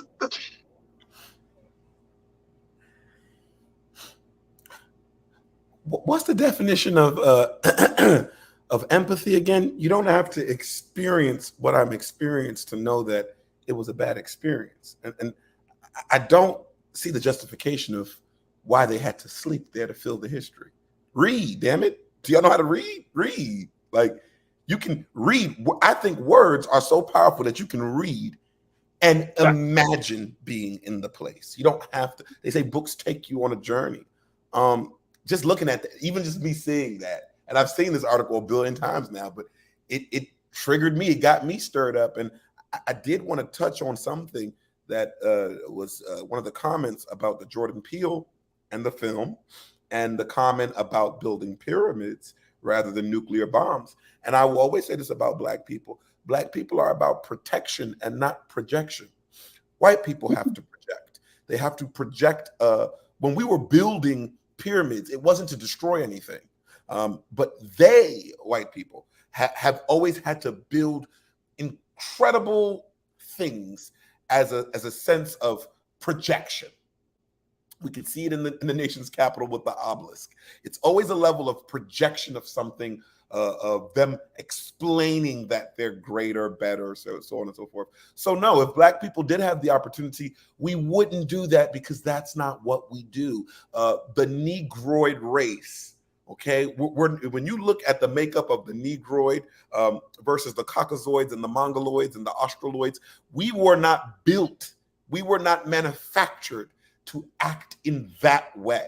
Human has things that are human nature, but those type of things that white people did, it is exclusive to them. And I don't think in any world would anybody of the Black race be interested in taking up that mantle. I just don't think that. Absolutely. There's no equal playing. Absolutely, bro. There's none. There's none. So as we close out on this part of the discussion, Brother Sinedu, you know, when you're dealing with a circumstance like this, not just on the Airbnb piece, but just also dealing with the attitude about slavery, the mockery of that history. Where do we have those conversations? You know what I mean? Especially if you know, I mean, this story is a national story. So how do we have those conversations with coworkers, with neighbors? Like, you know, do you recommend that we don't have these conversations in those one-on-one circumstances, and we look at it as a group circumstance? How do we take this, not just stay in a space of anger, but move it in a space of progress and some, hopefully leading to some solution? Well, I think it's important to have the conversations, period. And I think it's important to express what pains you before you're pained. And I think that's why, for me, I would want to have a conversation with coworkers about, hey, have you, just like we'll say, hey, the new Beyonce album, or hey, the new Harry Styles album. Hey, have y'all heard about this article? What is your take? Because I'm not going to teach you. What is your take? I need to hear what you know first. What do you think about this? Does this make you upset? Does this make you, okay, now I've heard what it makes you feel. What then are you going to do? Because then that tells me where, because I don't need to now bring out my quote unquote anger, disdain. I already know how I feel. It's very important that I know how you feel, because that tells me how I need to move forward with you. And, you know, conversations about race and respect will go on forever, and sovereignty about what is and what isn't. We see that with Nancy Pelosi arriving in Taiwan. That's a whole nother conversation. But the parallel is, we have to have this conversation of, why can't white people be told that they can't do something without them getting offended? There is all this talk about military spaces, Area 51, don't go there, caution, be out. You never see in them horror movies Black people running up in them places, but you see them white folk always interested in discovery of what has already been discovered, right? Because that's how we got here, discovering of new land that already had people inhabiting it. That's a whole other story. But it's important that we do have these conversations, and unfortunately, fortunately, we have to listen to the response. I don't think it's important that we always lead, because if we always lead, we're creating the narrative. I need to hear what the hell you think, because if I know what you think, I know better how to move around you, and more importantly, move away from you. Yeah, absolutely. Absolutely. Folks, look, we're going to, you know, I think this could potentially trigger some more conversations. And I'm glad that, you know, one of the TikTok users decided to put this Airbnb Superhost on blast. But my greatest concern is that this will become a trend, Brother Sinedu, where our sacred spaces are now used as a hotel, Like, I hope it doesn't become a trend, but in the times and the days that we live in right now, you can't get past anything on anybody. So, I just really hope that Airbnb does this due diligence and do us justice to not allow these things to happen. And we'll certainly keep folks posted about it. We got to take a quick pause as we move forward. I just got to share with you just something that I came across today that you may not have known about the credit system and Equifax. So stay tuned for that part of the conversation right here on The Culture on the Black Star Network.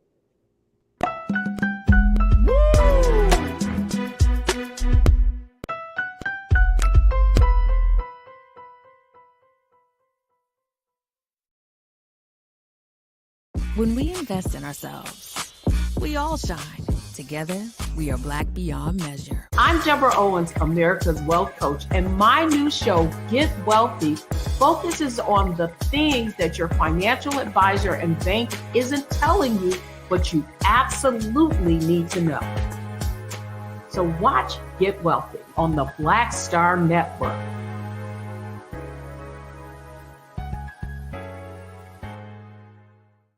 Hi, I'm Dr. Jackie Hood Martin, and I have a question for you. Ever feel as if your life is teetering and the weight and pressure of the world is consistently on your shoulders? Well, let me tell you, living a balanced life isn't easy. Join me each Tuesday on Black Star Network for a Balanced Life with Dr. Jackie.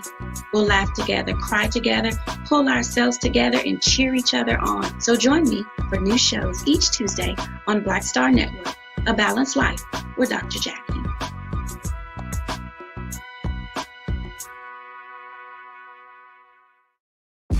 When we invest in ourselves, we're investing in what's next for all of us. Growing, creating, making moves that move us all forward. Together, we are Black beyond measure.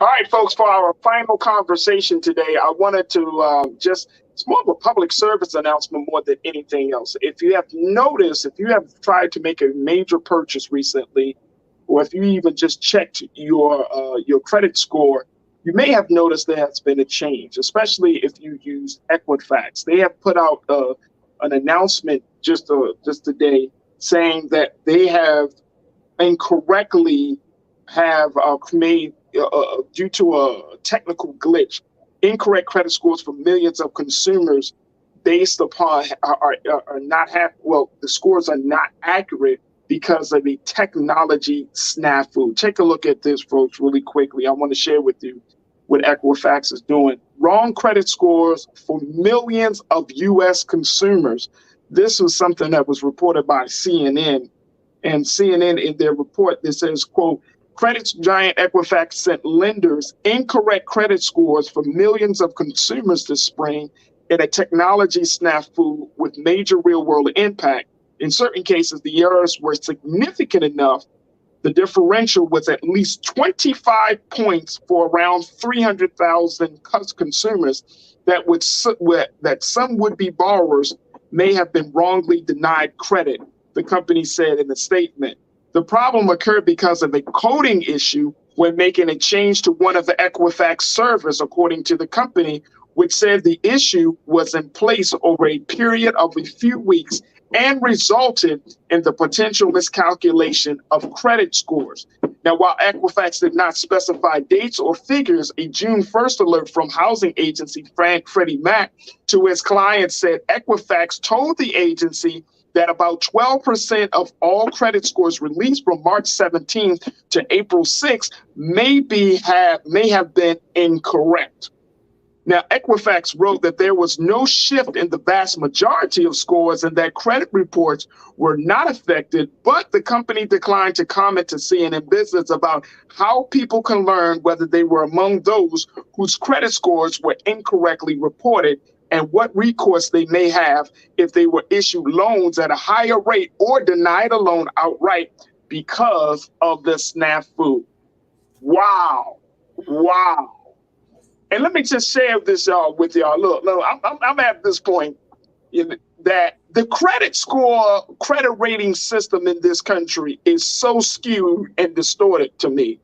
Because a lot of people say you got to have a 650, you got to have a 700, you got a 720, you got to have an 820, and all of that stuff, right?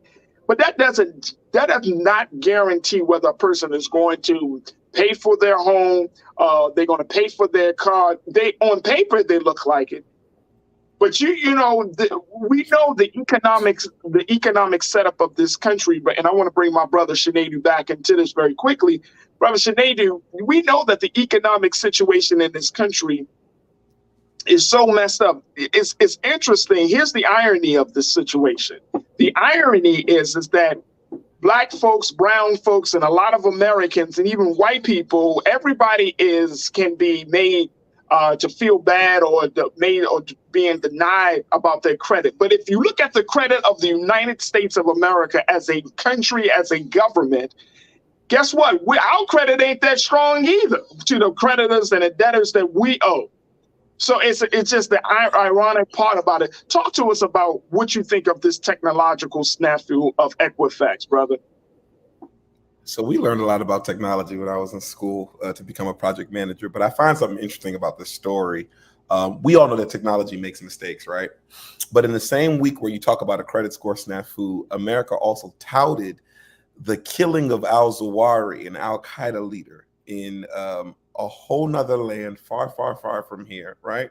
But more importantly, that the technology was so precise that it was able to kill him, A, without anybody knowing, and B, without any other casualties. These are just two examples of how tech works, right?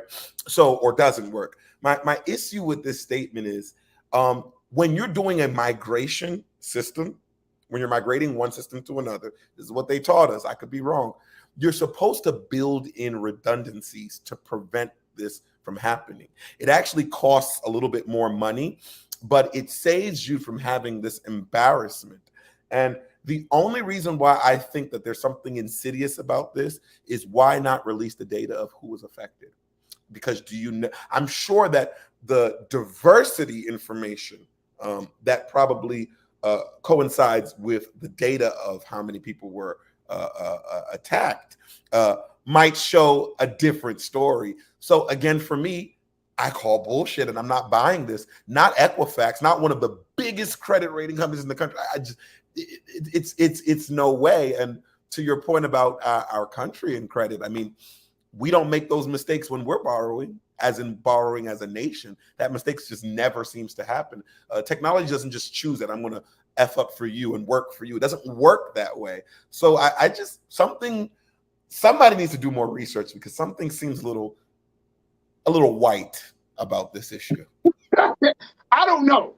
But you know what? Here's the thing why I think that it's important that we brought this up, because so many people are hindered, and credit score serves. I mean, some people got great credit, but a lot of people don't, right? Like people are really hurt because of everything from COVID to job loss to all of the things that we often talk about on this show, the issues.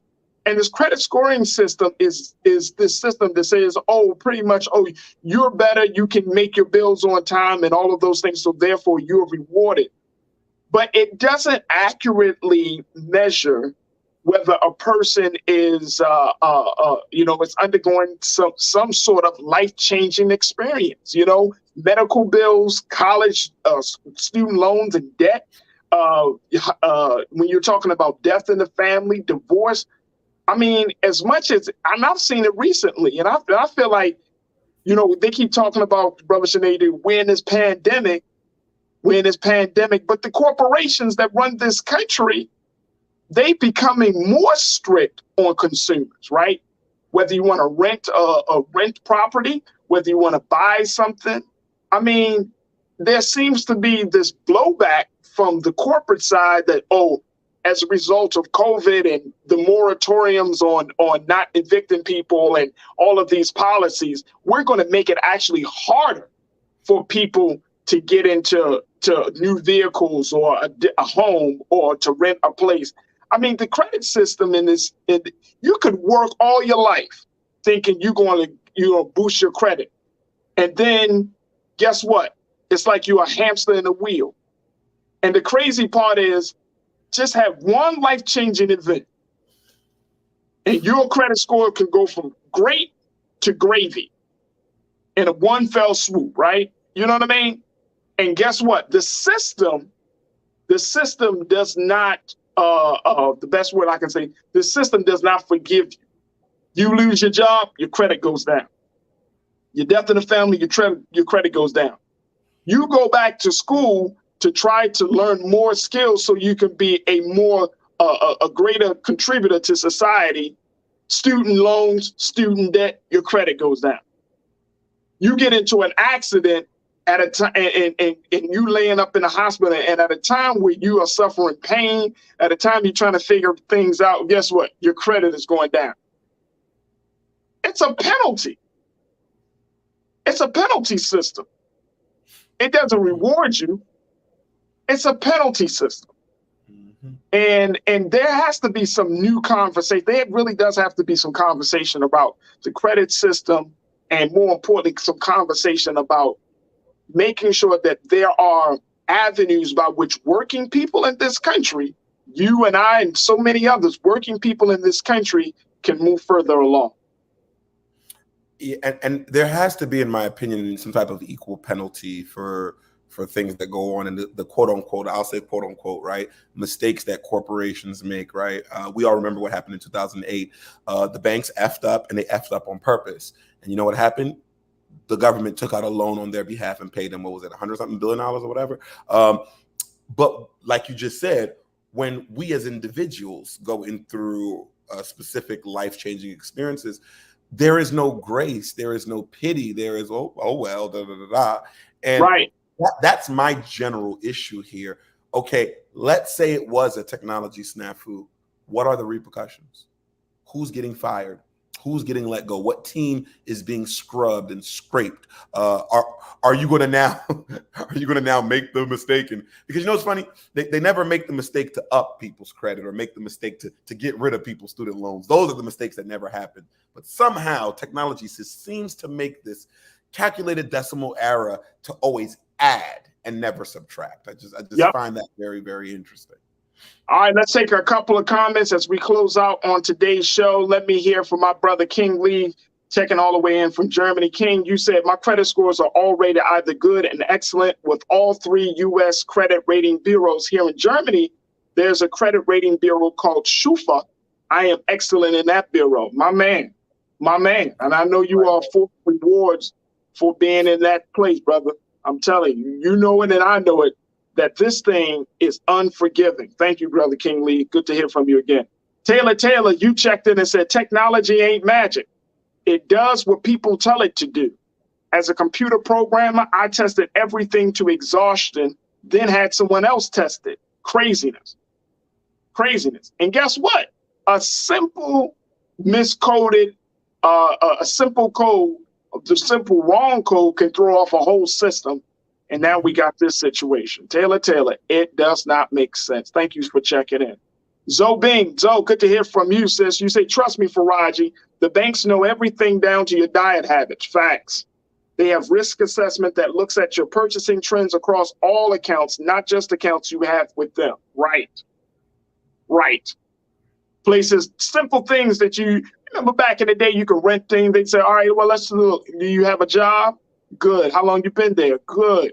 Now jokers want your bank statements. They want to know where you purchase your food at, right? What you do with your leisure money. They always say, no. We're not looking at this. We're just simply looking at that. And then they come back and deny you a loan for business, deny you a personal loan to do some renovations on your house, or deny you a loan so you can go to school or something. And you're like, well, why are you denying me? We found that your debt ratio is higher.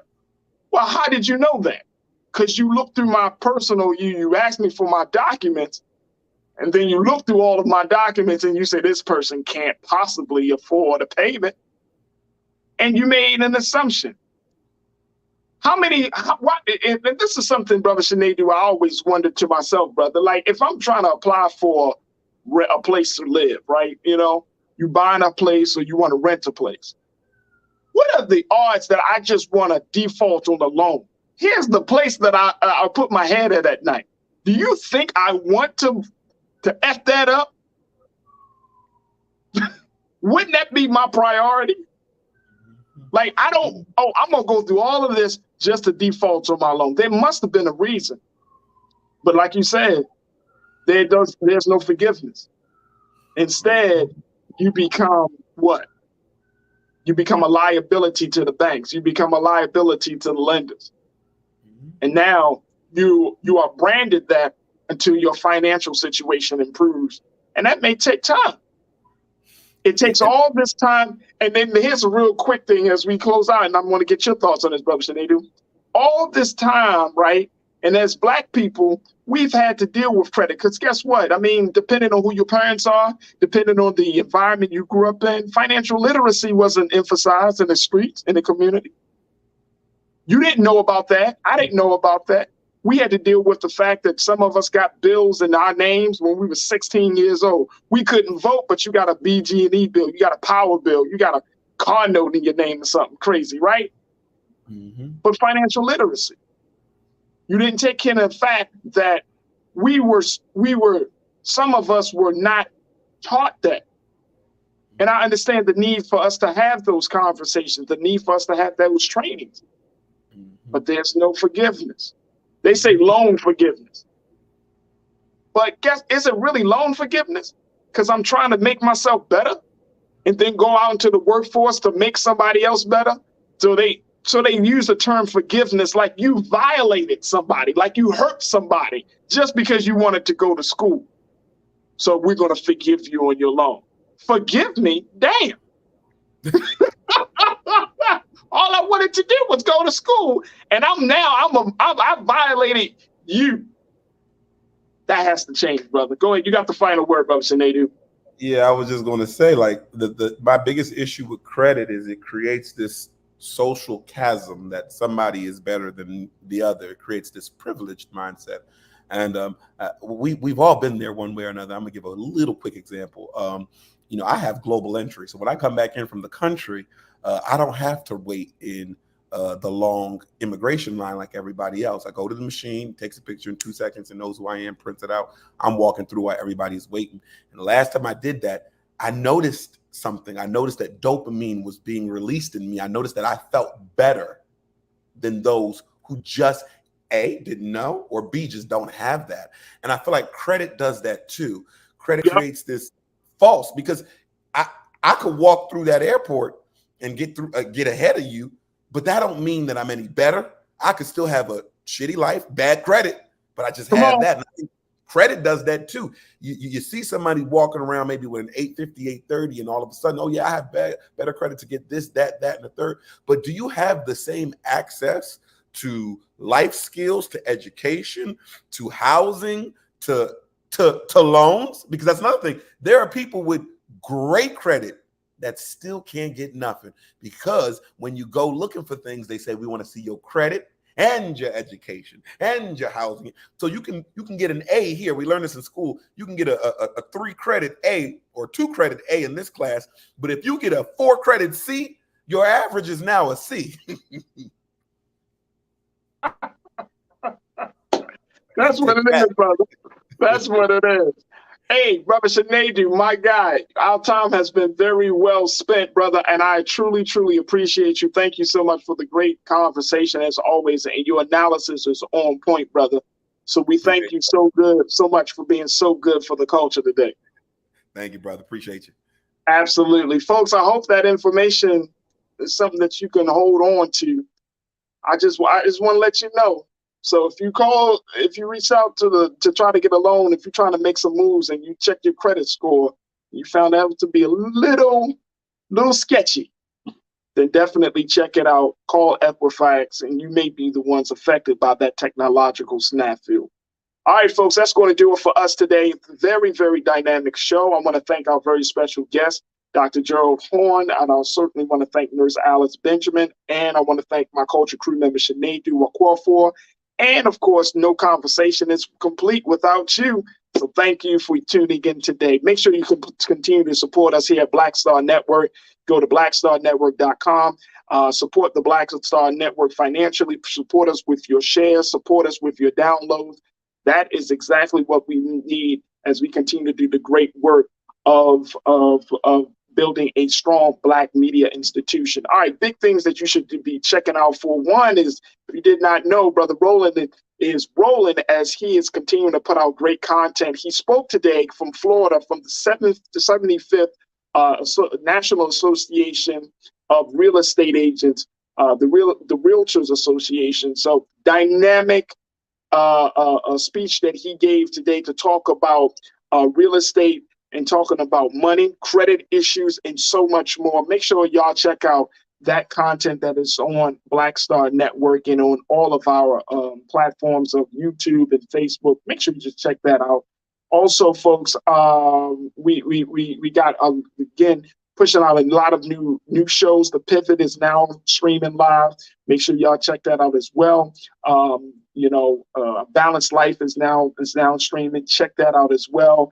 Just go check us out at Black Star Network. If you go to our website, you go to Brother Roland Martin's YouTube page, you go to the Facebook page, all of that will continue to be streamed, but you don't want to miss. We are producing great content that is so important for us right now. And then the final thing is, Brother Roland talked about it, with 24-hour streaming is coming in the fourth quarter, so get ready for that. Can you imagine that?